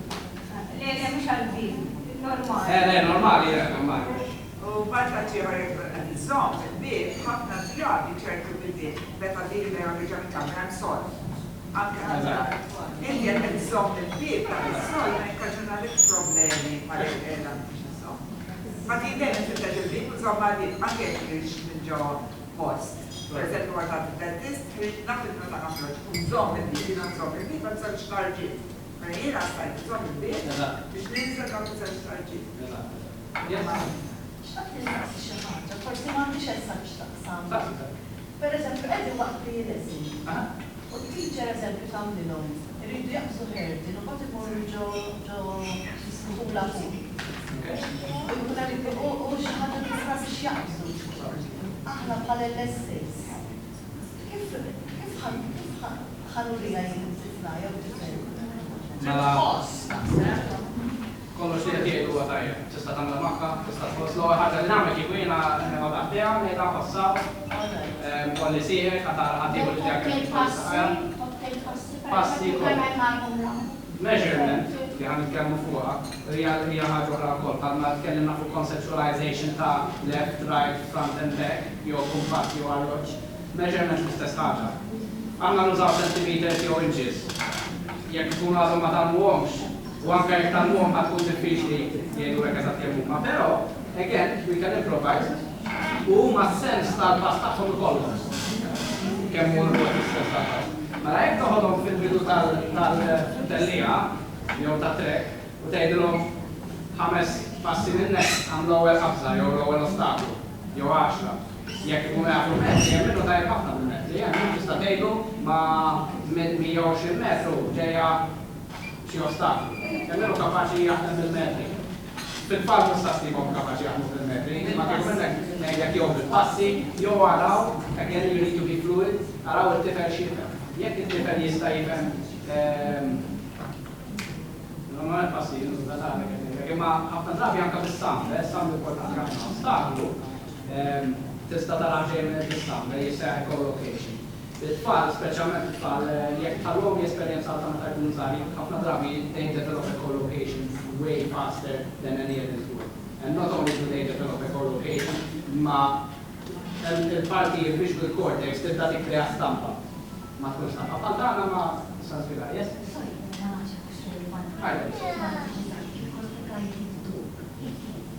Senjura, tistaqsi x'advantages għandek li jkollok gwida. Different ma għandek 3 modi kif tinnaviga l-environment jekk inti tiġi x'nimber. Jew sighted guide, jew bil-cane, jew bil-care. Sighted guide, ovvjament, għandek il-vantaġġi li l-persuna jekk taf x'inhu xogħla qed tgħidlek kollox, ħatamel dawn il-proċeduri li ngħidu l-affarijiet kollha ħadd Kane ħajsiblek l-ostakli imma inti trid tara kif sa tevithom, mela jekk qed nuża kejn qudiemi u ħabat li ma s-siġġu, jiena rrid nara sa li ħarret intom madwar is-siġġu biex inkompli triq. Kiel ħajsiblek assa jsibek ħajgħalek is-siġġu ħajvita. Sorry? Eżatt, mhux dejjem. Ma taħsib servizzi tagħli tista' teħħajja sa titkajja għamja ta' ġurnata sieħa. Kiel, però, kif qed ngħidu, ix-xogħol huwa li jara l-ostaklu u mhux jaf żagħbih jaqbad jaftaħ fuqek. Infatti, dejjem ngħid il-klijenti tiegħi fejn tiġi biex taqsmu t-toroq mhuwiex ir-responsabbli kif m'għandux idea kif jaqsam triq. Ħafna nies jgħidu nafx kemm hu tarek qasam it-triq, le, m'għandux idea, mhux il-kemm. Kif m'għandux sens ta' traffiku, l-unika klieb li jkollhom sens ta' traffiku huma klieb li jkunu straight. Għax tant kemm ikunu ħajja daqqiet minn għandhom rieda. Aħna nista' nagħmlu kif li nippruvaw naħdu minn fuq Iva, il-persuna bil-disabilità taqsam kif qed ngħidlek. Minn hemm jibda training milli inti toħroġ tkun hemm u toħroġ mat-tifla t-tifel tiegħek u tibda x'qed tisma' karozzi minn fejn ġejjin kemm qiegħda l-vot il-karozza għalhekk is-sound fl-ostakli nistaqsini tal-ostakli tar-rejs. Għalhekk is-sound għax din minn hemm ġejja għax qart li allura n-nies jaħsbu għat-triq mhux il-kien qed tilgħiba. Għax tibda training minn meta jkun żejjed toħroġ mit-triq, tisma' karozza u tistaqsin kemm minn fejn ġejja karozza, kemm taħseb li qiegħda l-vot, taħseb li qiegħda l-vot biżejjed biex tilħaq taqsam. Allura, il-sound ħajkun wieħed mill-indicators of measurement. Sowa, dik importanti ħafna minn hemm tibda minn dak it-training bażiku tal-qudiem jista' jgħidlek jekk hix intersection cross section, jekk hu ġej minn xi sides, jekk hemm xi iktar minn 4 lanes jew 5, imbagħad ikun kapaċi, imma jibda meta tkun sejra ta' dan. Ma l-aħjar bil-lines. Ovvjament, u hemm regola jekk għandkom it-tfal xi nies spiċċaw l-iskola iridu jaqbdu il-vangu iridu jaqsmu triq illum il-ġurnata tajjeb ħafna ma tal-leqqas kważi qudiem kull skola jekk għandhom bżonn jaqsmu hemm xi traffic lights. Xorta jgħidulhom li wara li jdoppu traffic lights stennew imqart sekondi taqbdu xu taqsmu għax għamlu wara qiegħu għamata. Anka jiena li narakom sa nitloqhom kemm darba għax nittraskura ngħidu hija għasmu lights u sa naqsam. Speċjalment jekk il-traffic light qiegħda wara li tieqaf tal-linja. Tieqaf lek tal-linja jgħidu n-nies, it-tifel imur biex jaqsam u minn jibren wara tal-linja. Importanti, speċjalment Every unexpected terms and conditions apply. HSBC Multi-PLC is licensed by the Motor Financial Services Authority.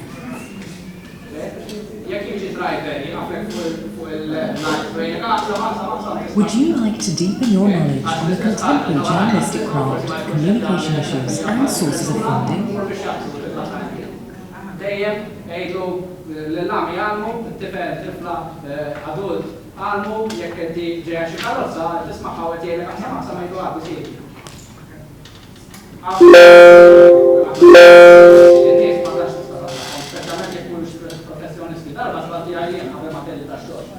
Kontri karozza waqafti xi ħadd u qed jgħaddi, ma tantx kas minnu jgħidu dik se jibqa' ħafna fil. Ġew dak il-persuna li għara. La jiena ma rajtu laqas fi romana. Għasab wara persuna li ma tarax. Dejjem aħna għalhekk nagħmlu jużaw is-sensi. Għax jekk jafu x'inhu hemm jekk titrejnjahom sew tkun ħafna ħjar minn tabta ta' Sorry, għalek t-spiega l-għu.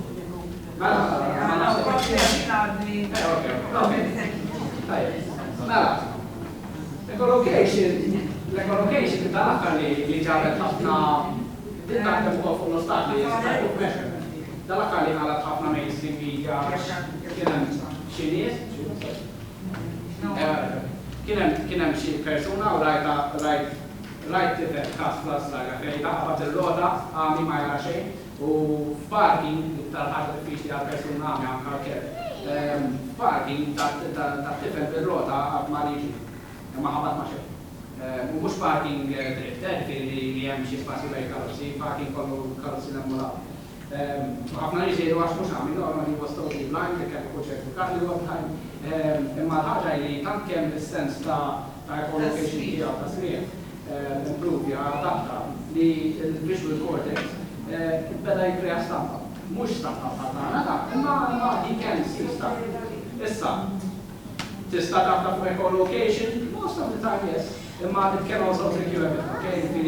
Minu vera tajjeb biex jużaħ, jista' jgħidlek jekk mhux service jibes jew le, jekk mhux service trasparenti jew le. Mis-sound. Għalhekk tistgħu tipprovaw għad-dar. Tgħidu li ħafna nidru jistgħu bolhom nipprovaw għad-dar. Mela, jekk għandkom kurutur id-dar, nissupponi li kulħadd għandu xi kurutur nisbeh ma nafx. Għaddu l-bidin kollha ta' kurutur. U ħallu wieħed miftuħ. U inti u miexi, ċabċab. Xi ħadd jinfireta issa. That's ecolocation. Imma tant kienu kunu meta kienu żgħar trejnjati jużaw dak is-sound li issa qed jikkrea stampa f'moħħhom m'għadux sound li ma nafx. Tiftakru fil-bidu qed ilkom iridu nagħmluhom janalizzaw is-sensi. U dik hija l-ecolocation li inti titgħallem tanalizza kemm ġie l-vot minn dak is-sound u kemm hekk. Aħna li naraw. Ma li naraw karozza ġie għamil vot, moħħna jikkalkula kemm hija għaddejja fast u jekk jinnexxilix naqsam. Dak iridu n-nies hawnhien iridu jagħmluha bis-sound. So għal l-istess ħaġa l-ecolocation b'diet, jekk inti miexi, u ħafna nies jużaw il-passi.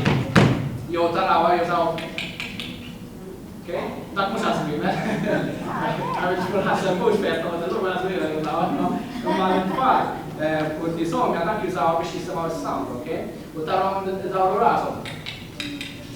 Il-fatt ma kull darba li dawar ta' ħaws differenti jien nixtrejnjat fiha, nista' nisma' li hemm post differenti skont fejn dawar rasi.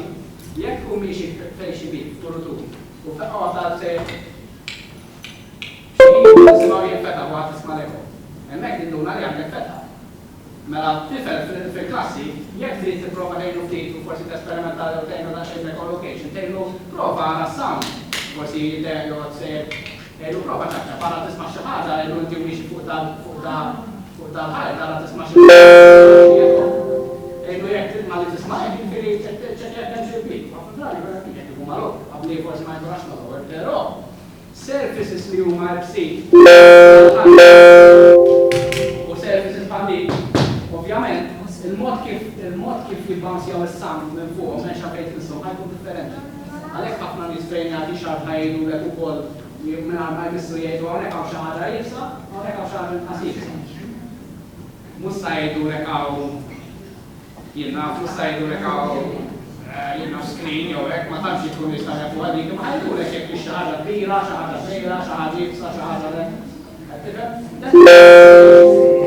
ecolocation using sound to locate what you need or yourself in the space and environment. And that is achieved through training, experience. But you need to expose the child or the client to allow them actually to experiment. Nħallihom jipprovaw jaraw xejn kif jinstemaw l-affarijiet. Interessanti ħafna collaboration tal-Awstralja kienu kapaċi jgħidulek id-differenza bejn ħaxixa u oħra mis-sound tal-leaves tagħha u dawn jaraw. Ma kellhomx bżonn jaraw, kienu jisimgħu mis-sound.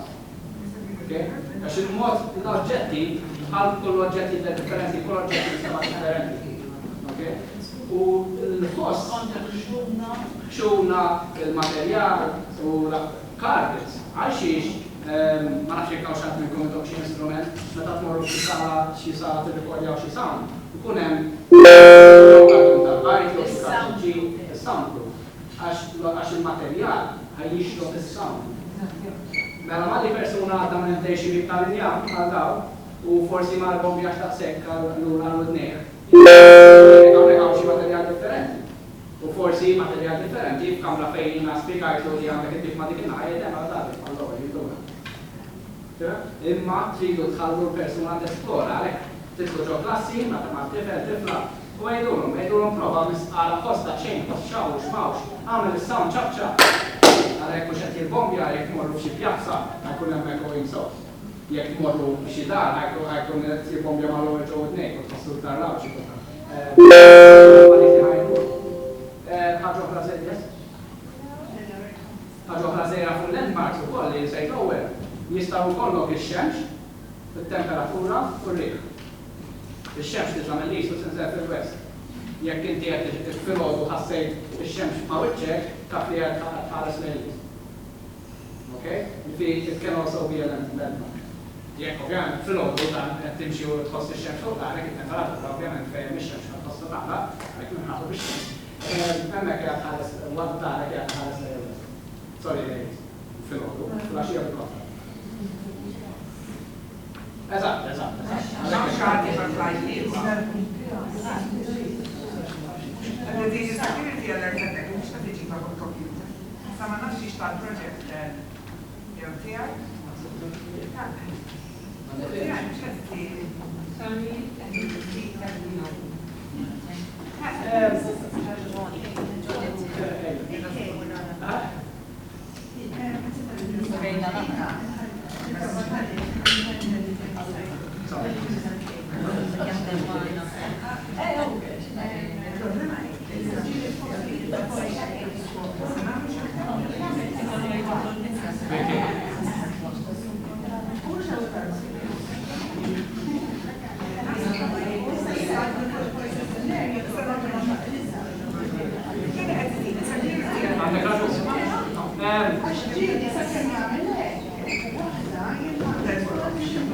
Ma kienieċ biss la mużika kien għamel, però anke lilkom ma ħafna fuq il-kejn għax għandha punt.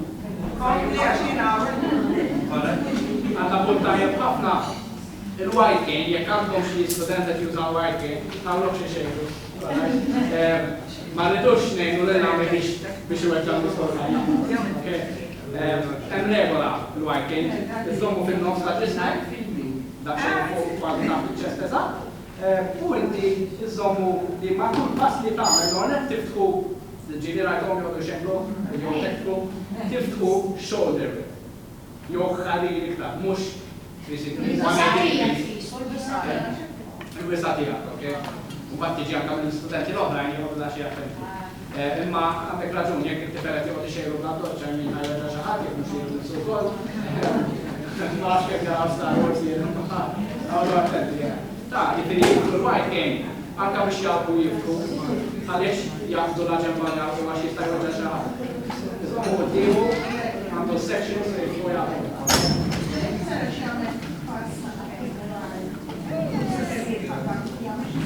Eżatt, dik għandha punt tajjeb ħafna għax bil-white game il-raġuni. Eżatt.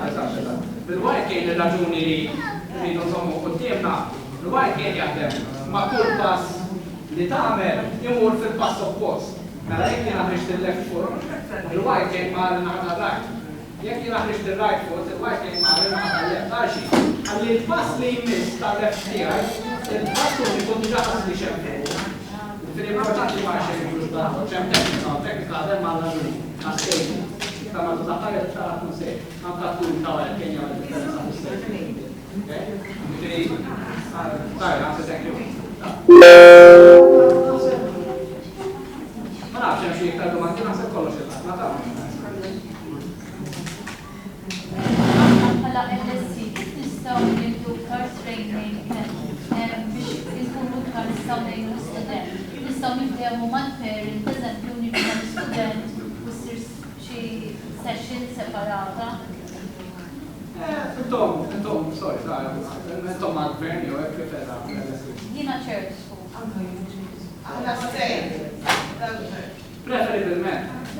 Preferibilment li kieku tista' tirranġaw mal-iskola jew l-employer tagħhom.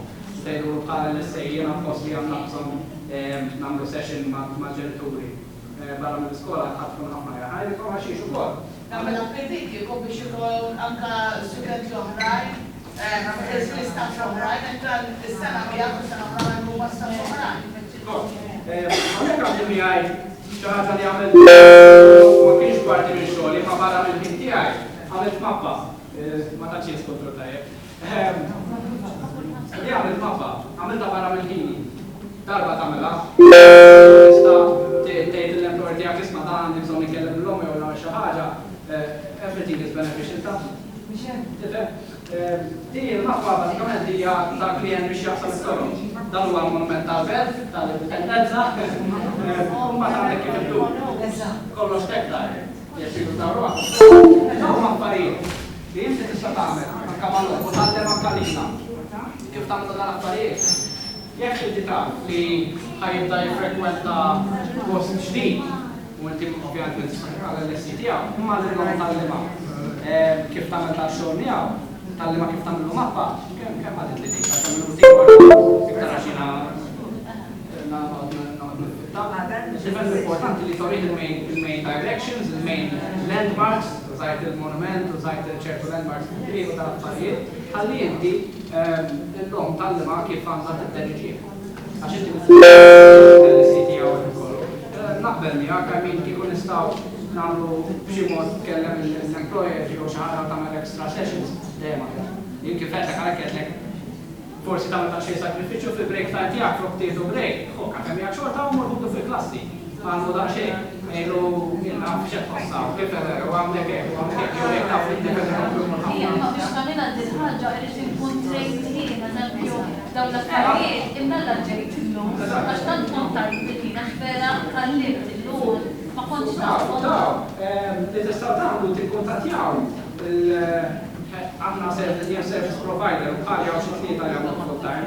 Jom kella nafskur li l-MDF li tibgħat il-xaħat ieħor biex jagħmel information session, fi tistgħu tikkuntattjaw il-xaħat biex jiġi jagħmel information session. Tgħidu l-employer tgħidu nistgħu nġiebu xaħat kienu xaħat ġab il-numru tiegħek. Tistgħu nġiebu xaħat biex nagħmlu session dwar orientation and mobility fil-iskola, jew nistgħu nġiebu xaħat jessessja safety ta' l-iskola. Nikka jkolli ngħidlek tara kuntom għajmin jew l-iskola, jiena għalija nitkellem issa flina ma jien nifhem, jien self-employed, jiena niġi mħallas minn klient. Qed tifhem jew minn xi fundazzjoni li nagħtiha servizzi, jiġifieri jekk jieħu fis-servizz lilek imma qed tagħmel on behalf of the school. Nistupponi l-iskola għandha tħallas. Skola naħseb tagħmilha user friendly għall-student. Sorry? anke biex tagħmel audit tal-iskola kemm hija user friendly għal l-iskejjel meta konna sorja, l-iskejjel meta kienu ġibuna biex nagħmlu l-assessment kollha kienu ħassu dirett lilna lill-fondazzjoni l-iskola nifisha mill-kol tagħha. Xi ħaġa jiena hawnna nifittex affarijiet għallum xi ħaġa foot break. Għandek idea? Hija messaġġi li ħassu s-sir. Mela, l-ewwel netaw il-tech tiles. Għandhom il-tech tiles il-tech tiles ġieli notajtu żgħar qed jagħmlu ħafna fuq xi traffic lights u hekk ikun hemm qishom tappini. Dawk tech tiles, dawk qegħdin hemm għamlu. Kantunieri.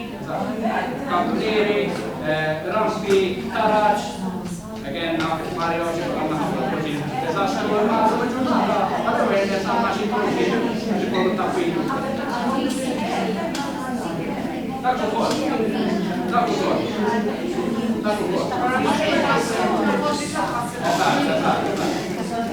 Il-problema ċerġejtekom ħaġa, paċenzja. Il-problema li mhuwiex standard, mhux dejjem ħassibhom. Kif qed il-beta u kif għandu trades ħadd ta' textiles, id-divent tista' trossom saħaj, għandu għami perfetta xi żommi pastom fuq jew timxi fuq saħaj, timxi skontu. Però xorta jkun hemm il-ċart jgħidlek isma' ta' din-dinja tibatek left jew tibatek right jew tibatek għal-tappana jew tibatek għal-bib il-bed. Infatti hemm daqsxejn stramberija li malli ta' tagħtu din il-bed wara eżatt x'intaħtu jiefu. Allura jisek anke jibħala l-instructor ngħidu l-qudza din-dinja biex tasabni fil-bed.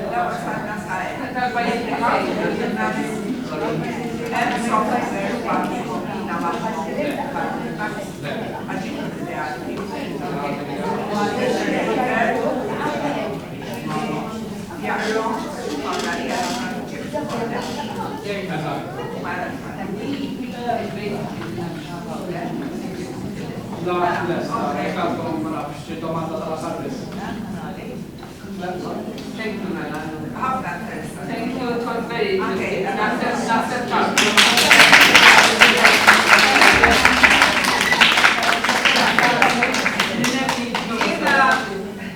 Jiena li se nkompli l-aħħar darba affarijiet li nista' nagħmlu l-iskola. Reminder biss biex se nerġa' nagħmel istess affarijiet li għamilna l-aħħar darba.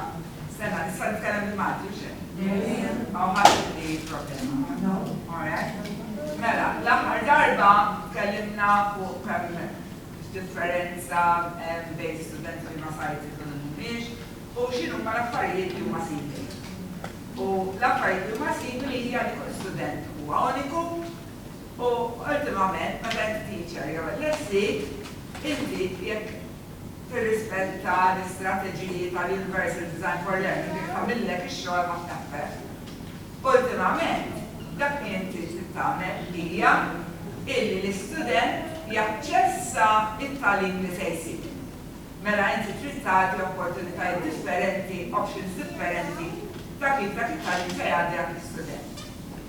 Se tikkrea strateġiji biex l-istudent jista' jesprimi ruħu u jifhem dak li qed tittieq u wkoll se tagħti diversi opportunitajiet biex jingaġġa ruħu biex jimmotiva ruħu mat-tagħlim. Għaw xi mistoqsija fuq hekk jew xi ħadd ma jaqbilx jara jew ma jarax l-istudent xorta tapplika affarijiet le. Għandek representation, passing information, strategies for expression and assessment, strategies for motivation, yeah? Right, insomma dawk moħħna. Dejjem għandek kull student xi ħaġa differenti. Issa dal video ma xaġ,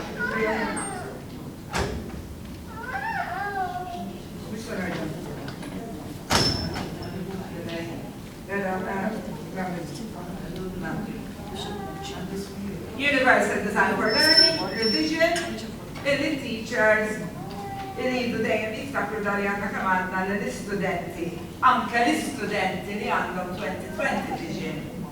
Mhux dejjem se jifhmu dak li qed tispjega, naħseb illi hawn min jaf xilna ngħid, kemm il-darba tispjegaw l-istudenti u ma jbidux. Jiġifieri anke għall-istudenti l-oħra tal-klassi trid tagħmel options differenti għaw studenti li jridu jisimgħu biex jifhmu. Għaw studenti li jridu jmissu biex jifhmu.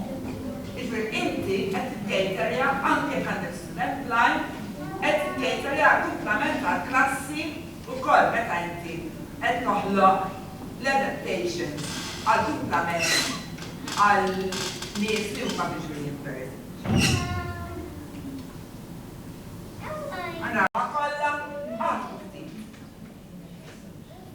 Naħseb għandkom tfal x'deru. Għalina naħseb anke bħalissa qed naħseb ferma studenti li ġiri għalihom illi kont nispiċċa nuża il-Play-Doh biex mathematical symbols nagħmilhom bil-Play-Doh biex dawn jistgħu ħossuhom ukoll biex jarawhom nies. Għax kienu jħarġu times u l-klass, pereżempju, il-minus u d-division, meta għamilhom tactile ukoll biex jarawhom nies. Hemmhekk dew jarfu differenza parti oħra ta' magħhom. Jiġifieri meta qed toħloq it-tactiles mhumiex għal visually impaired. U anke l-how u anke l-why, il-what.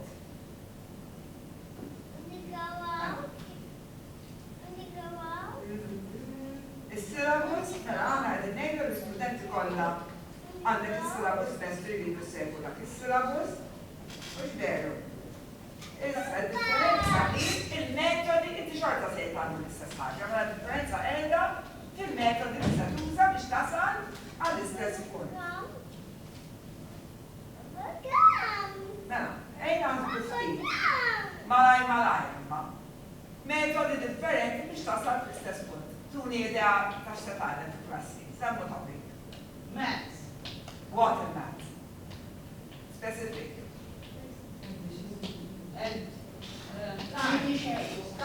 Time. Mela. Għandek il-kalender, għandek il- Għarajt li għandu għandha minnhom li ma se nieħdu. Calendar? Calendar. Inti l-cited pupils turjom il-kalendarju jew ix-xhur, jew il-xahar wieħed ġranet, jew ġimgħa. Għazbu ftit, kif nista' ntrasferixxu il-what li tkun aċċessibbli għal min mhux qed jara. Ma għazbu ftit, tista' titkellmu anke bejnietkom. Ejja, sa għandkom student fil-klassi li teacher se tagħmel kalendarju, teacher l-lessi qed jiddiskutu f'daqqa kif se joħolqu biex ikun aċċessibbli mhux billi tara biss. Diskutu bejnietkom malajr.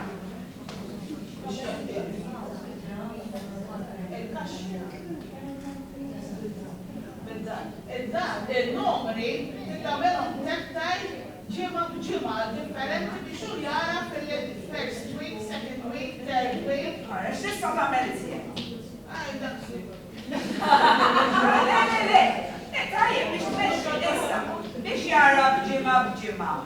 Tista' taħseb xi ħaġa realistika kull ġimgħa tagħmilna xi ħaġa madwarha pereżempju.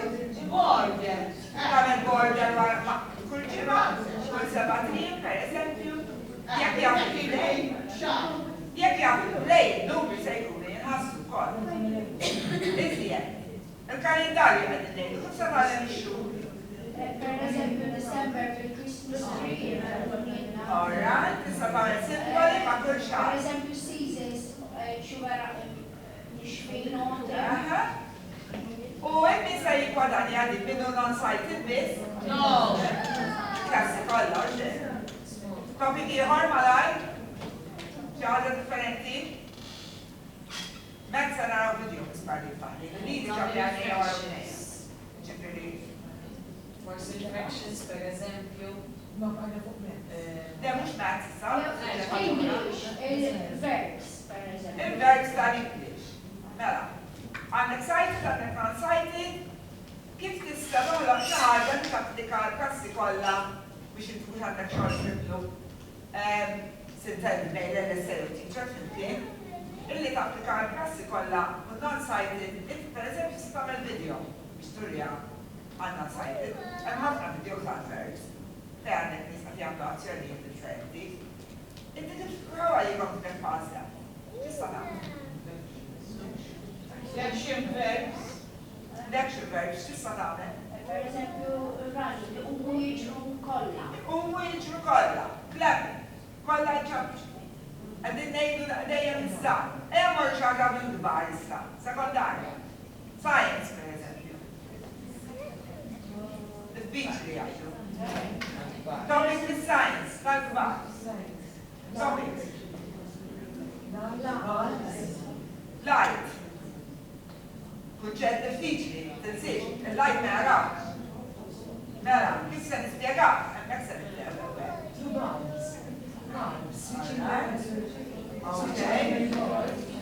Circuit.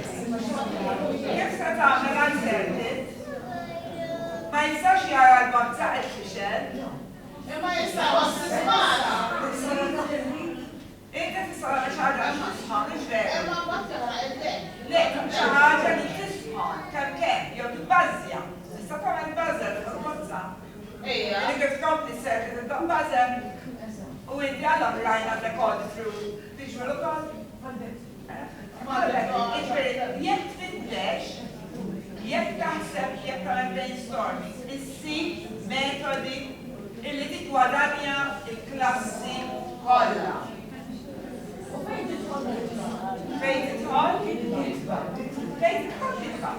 Jien nispera illi ir-riċerka li qed turi illi biex tkun hemm cognitive development ma jarax illi tkun hemm il-brain. Ġifieri dik nispera li qiegħda tiskejjel.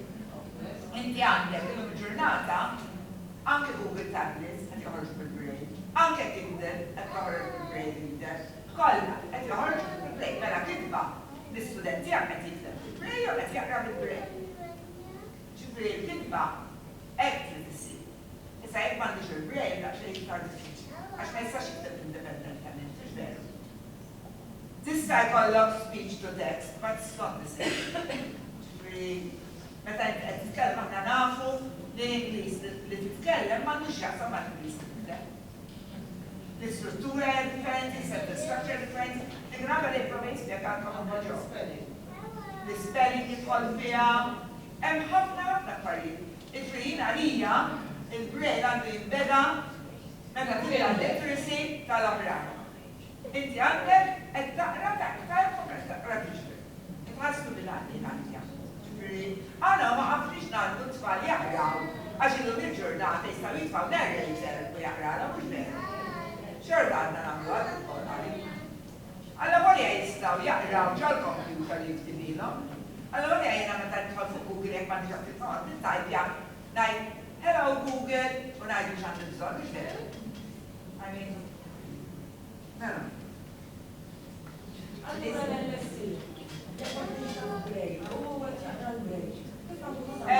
Jiena mort nara brain notebook.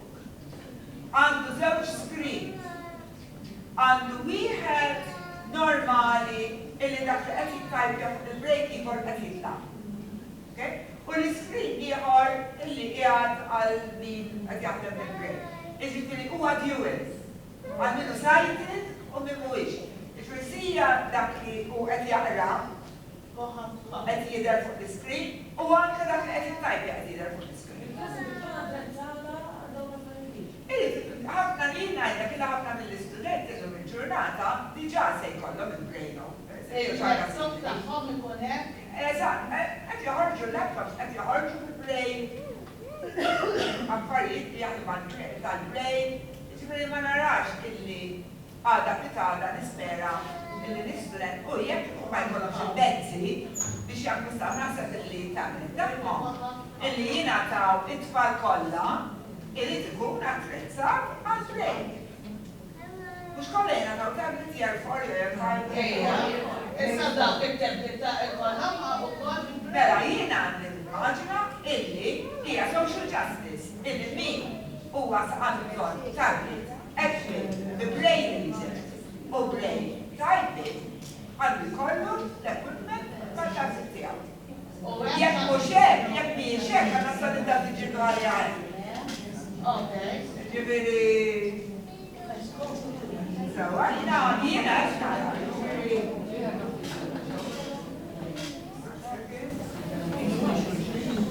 Għaliex wasalna li.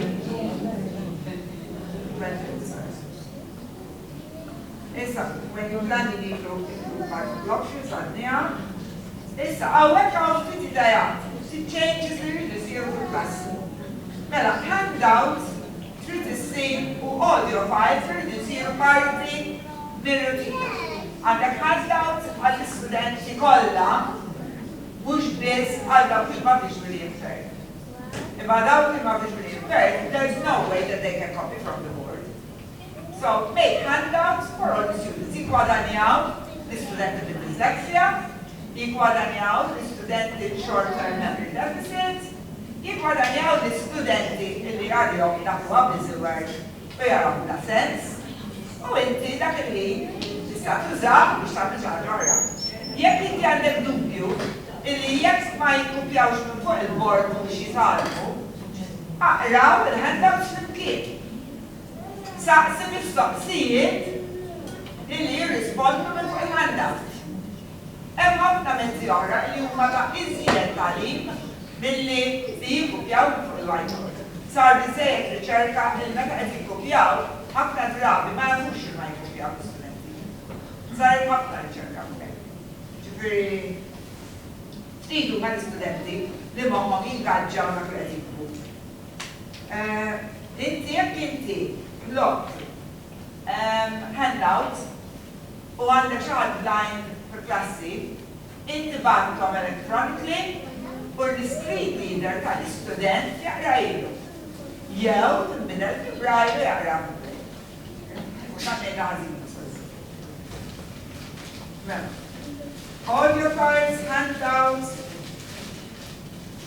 Jekk l-iskola appuntu, l-iskejjel naħseb kważi kollha għandhom digital platform mhux veru. Għaw xi skejjel li m'għandhomx. Digital platform bħal schools, bħal Flix. Sabrina, kien kollha anke l-state schools għandhom le? Handouts, audio files. Issa kollha jitpoġġew hemmhekk biex jiġu aċċessati mill-istudenti u mill-ġenituri tagħhom. Fil-planning tal-lessons, l-istress trid tkun żgur illi di importanti. Il-teacher u l-LSA kemm jaħdmu fil-team. Naf kont teacher, naf illi tkun flexibbli, forsi kont teħsibek tagħmel lesson u bil-lejl ġiet idea biex tagħmilha mod ieħor. U biddil kollox. Pero ultimament se tagħmilha dik il-lesson li kont ippjanajt. Mela l-LSC dak il-visuals kollha li se tuża inti fil-klassi għandha bżonn tkun taf x'inhuma biex tlesti affarijiet biex l-istudent jipparteċipa wkoll. Idealment il-planning isir flimkien. Jekk mhux possibbli għandha bżonn tkun taf x'riżorsi se tuża teacher. It's important. Diġed testing, explanation tactile, okay? Whole class benefit, dal-li konna għedin najdu ġveru. Illi hemm ħafna studenti, jiena ngħidilkom li anke studenti li għaw taħt profile ta' autism. Waħda minn diffikultajiet hija li m'hemmx interaction mal-environment. Però kellna każi fejn jekk l-affarijiet kienu taktar, iżjed taw kasom inqas mannerisms, iktar engaġġaw, jiġifieri inti tista' tippreżentawhom anke taktar.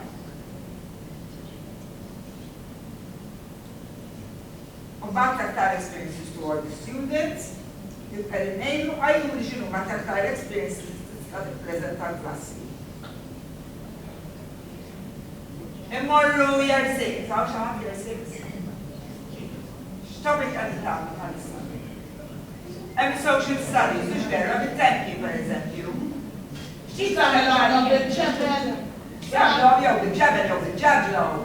Għandek taktar experiences fil-klassi kollha. Għandek il-layout tat-tempi kif huma. Jekk inti qed jibnuhom, kollha se jgwadanjaw. U inti għandek sajt il-lunar, sajt il-pedin jaħdmu fil-tien. Għandek erja toħra li inti tista' maħla. Sorry? Zrat. Jo zrat. Iżjed strateġiji, mela. Daw semmejtom konflikt taħar darba, imma ma tantx kellimna fuqhom. Ħarsu lew mara ma ċarġa li ma taqbilx. L-instructions mhux biżejjed li tiktibhom fuq il-bord, taqrom ukoll orally mhux veru. Aha, li wkoll. Taħsbu kif taħsbu li jħossu l-istudent jew tħossa l-istudenta li hija non-sighted. Jekk l-istudent l-għom biex jixtu attenzjoni ta' teacher jgħallu video u jgħamtux ideja minn qed jgħallu idea Ma tistax tista' tinħoloq waqt bħal meta tmur il-qampriena, jgħidu għandha tista' wkoll, però tista' wkoll tużaj. Jekk jiena nitwani kellem it-teacher, ċabta waħda.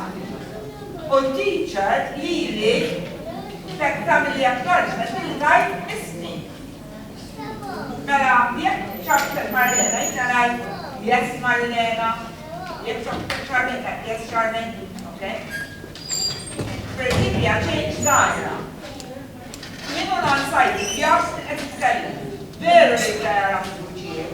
Pero kemm jaħjar li l-acknowledgement ġibna t-teacher. Sanka l-ontis, kollu l-ontis, Iva, se jgħala li għaw ukoll u studenti anke bi profil ta' dislexia, per eżempju, ħafna drabi jiġu disorganizzati. Ma jkunux jafu xinu għandej kultant. Din inti hemmhekk qiegħda tiggramtihom. Okay? Mela skorra. Naħseb li jekk l-istudenti dejjem jżommu l-istess post. Għax pereżempju fis-sekondarja jpoġġu fejn iridu. Naħseb li jekk kull student jżomm l-istess post, l-istess desk, naħseb li l-istudenti għottejn għax jaf pereżempju Mary għara minn dik il-naħa. Naħseb tgħid. Jekk inti tagħmilha by consensus però. Għax inti ma tistax timponi fuq l-istudenti l-oħra. Ma jekk inti tagħmilha demokratikament, tgħidilhom ejja niddiskutuha u għajdu nafx taħsbu. Ħafna drabi iva ssib konsensus.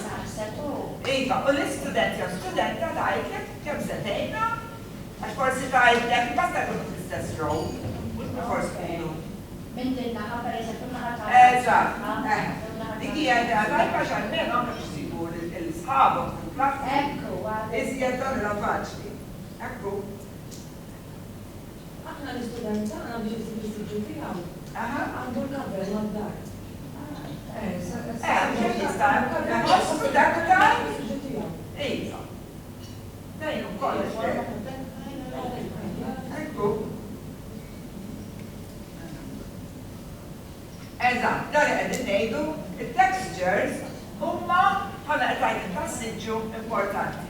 Mela din nistgħu mmexxuha ftit iktar fl-color coding użaw texture coding. Inti textures ivarjaw ma jgħid ieħor. Mela il-kodba kollha u l-workbooks kollha ta' tali suġġett jkunu kollha bistrixxa fuq li hija kusksjata. Forsi ta' suġġett ieħor l-istrixxa jkunu kollha vertical lines. Issa jkollok oħra li jkunu horizontal lines, issa jkollok oħra jkunu dots, per eżempju.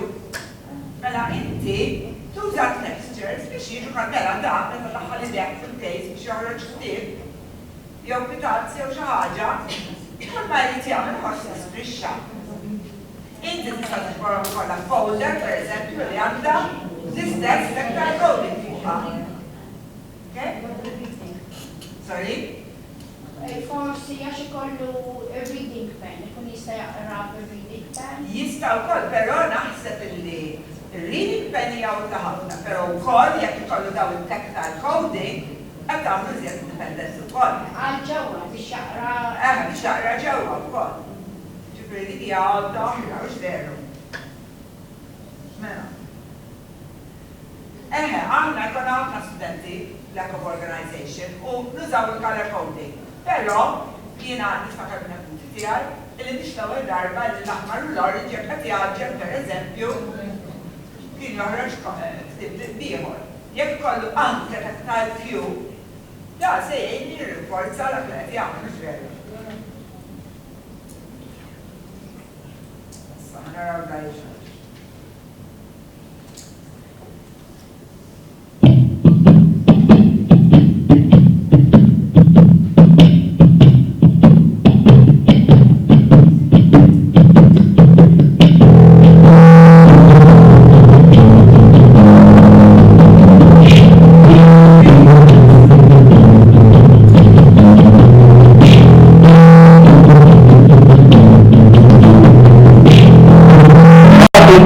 some learner to read and write in Braille. All mathematical symbols and signs have Braille equivalents. Mathematical equations can be transcribed in Braille using the mathematics codes. Write the following equations. X plus 2 over x squared plus 3x plus 2.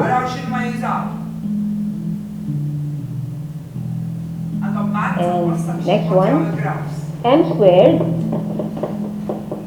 minus 12m plus 36. Read the first equation, Angelica. X plus 2 over x squared plus 3x plus Second equation, Edeline.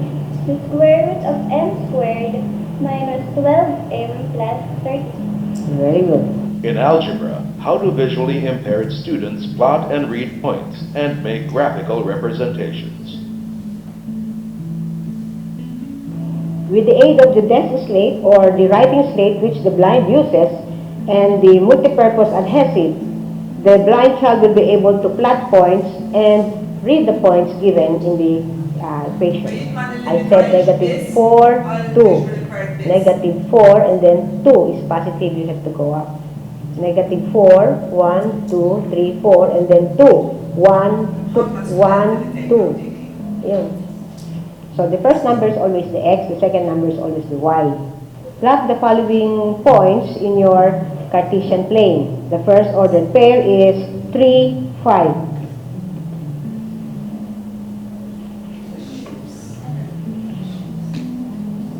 Second ordered pair is negative 4, 2.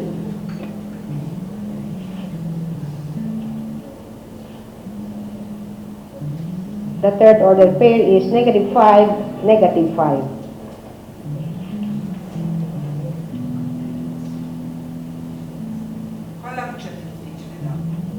And the last is 6, negative 4.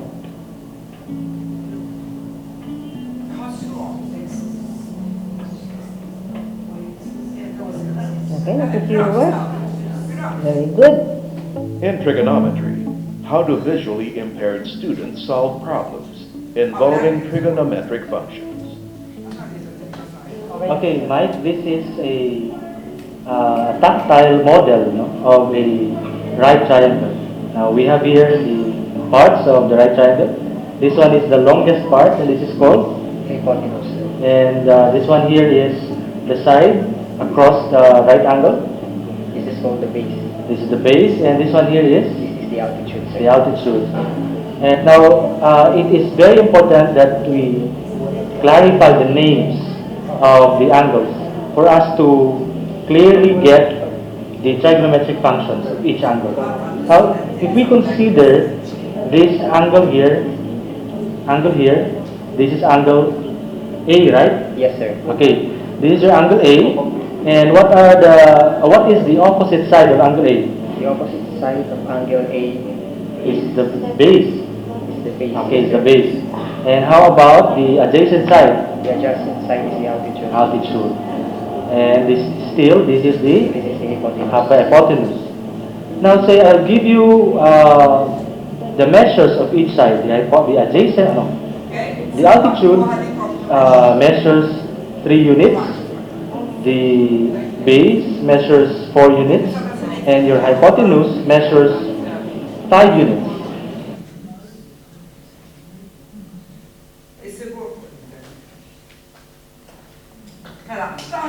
Kienu affarijiet li tibda timmaġina bħala teacher li hemm l-ebda mod kif inti tista' tgħallimhom l-istudenti li huma non-sighted. Il-biċċa li dawn kienu one-to-one. Dawk kienu parti, dawk kellhom l-essej magħhom kienu parti klassi. Ma doesn't l-essay was professional. I think for the sake of the video for sure she was trained. Plus the ma kienux class 26. Jiena appar imperajiet parlerajt mal-apparate, kellhom apparat li huwa conducive biex jitarru ġur aħna rridu nibdew nagħmlu pressure illi l-istudenti tagħna għandhom bżonn l-apparat li jeżisti. Yes, the graphs, you know, the type of this videos railway. Aha. Naħal okra, għaddejta minn il-lines.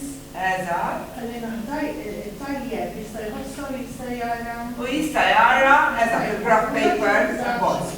Dawn il-diamanti għaw li jieħlu biex jagħmel il-points. Eżatt. Iġri b'xi mod jew ieħor trid tadatta però. Il-punt tiegħek li fil-mainstream hija żjed diffiċli. Infatti jiena fil-problema mhux se nibdew jew għax ħafna minnhom mhumiex fil-mainstream. Però it-ġarmi dan and to the benefit of the rest of the class. Dik fil-bżommu moħħkom,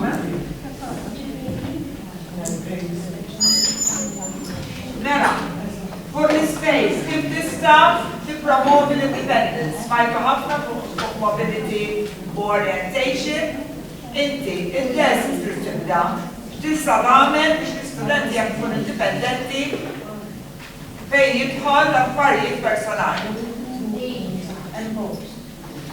X'tista' tagħmel fuq id-desk? Id-desk kif tista' torganizza?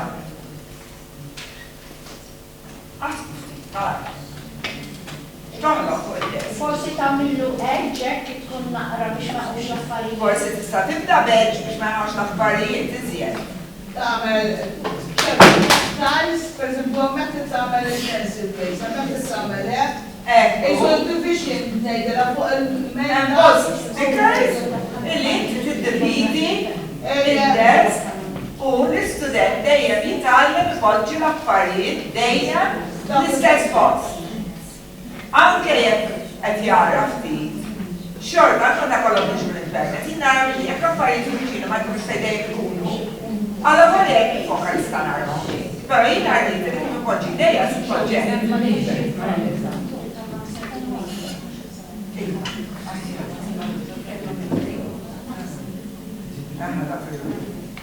Mela, designated areas, media. Di ma nistax ngħid biżejjed fuqha. Essence, hemmhekk hemm ftit nisbalja. Essence of achievement. Intom, il-teachers u l-LSA, tridu tkunu tafu l-istudent fejn qiegħed bħala biex functioning u fejn qiegħed bħala performance. Imma iktar minn hekk tridu tkunu tafu wkoll l-istage li jmiss. X'se jkun? Fejn qiegħed? Għana bħala educators kollha għandna Vygotsky, kollha għandna zona proximate environment. Iġvirdaw xi ħaġa. Inti l-ewwel ħaġa li trid tkollok hija baseline ta' fejn qiegħed l-istudent u what's the next goal. Because then you can work on the steps for you to get there. It ma tistax tkun it-tennis jew jaraw x'jiġri. Trid tfittex, trid tkun daqsxejn ta' speċu trid nies jekk hemm bżonn. Jibgħandek xi ħaġa jiġri tisalili biex inti l-istudent li għandek taf x'taf fejn se jsir.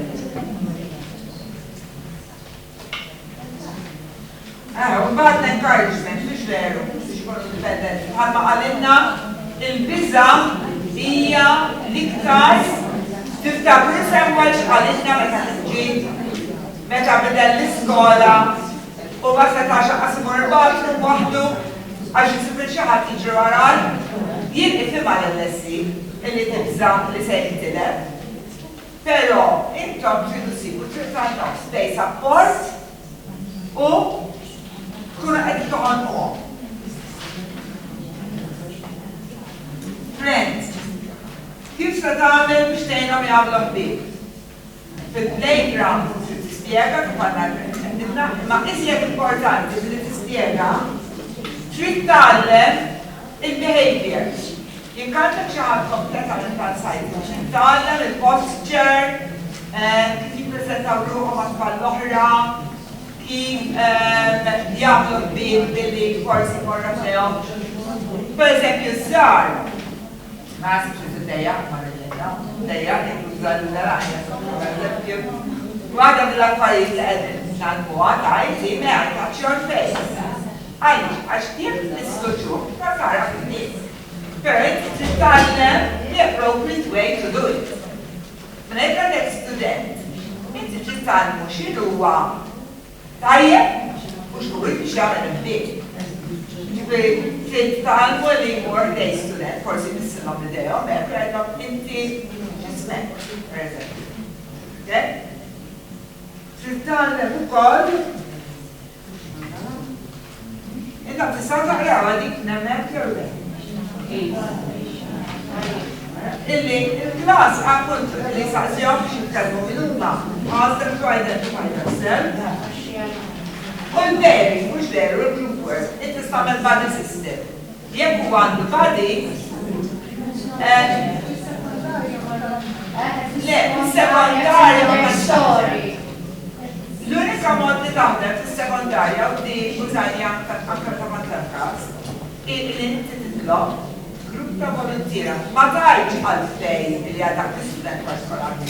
Imma ikollok grupp ta' volontira. Mela, titlob grupp ta' volontira illi se jkun il-xogħol tagħhom interns mhux dan istess, illi jaraw il-kulħadd inkluż. U mbagħad indaħħal ċertu training se jidħol fil-requirement, ma mhux biss.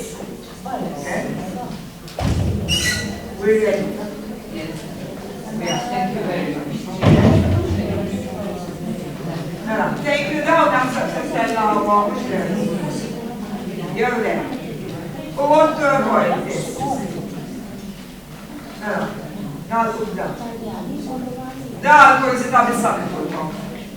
It's not going to from where do you think Grace started? Does anyone know the story?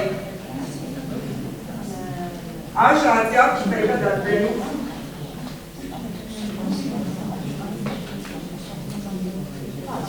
Is-soqsijiet?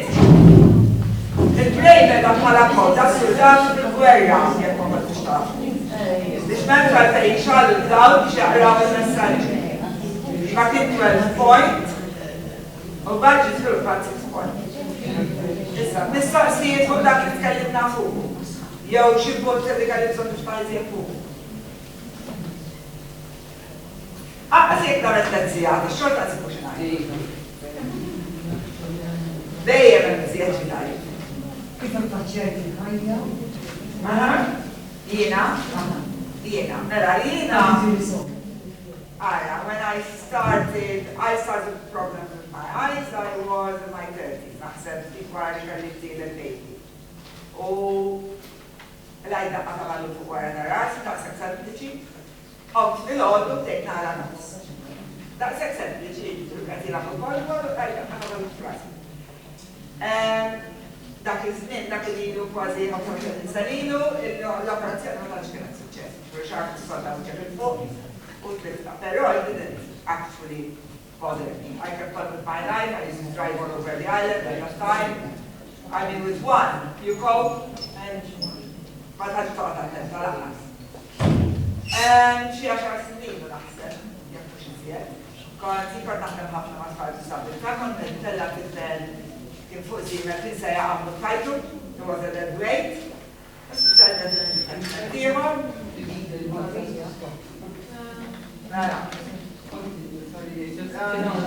After a month, after a few months, I had another judgment, and this time they left the oil in. I made changes. The changes I made include finding things that tilkom. Anke sempliċement il-video, la restaurant, biex li ħafna xabjan. Jek edha naqra, id-download jakolla xuq il-tiddin, biex nistab kampa.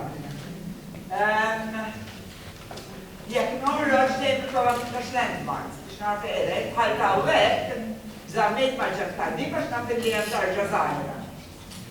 Dawn l-affarijiet, tad-daħla, jgħadak. Questions? Any other questions? Dak li għadna? Dakru l-what? Dakru l-UDL. Jek dakru jek għadmu Universal Design for Learning. Tifrakaw għaxol intom għax tifjanaw għal-klassi kollu. Dik l-insomma. Okay, thank you. Thank you.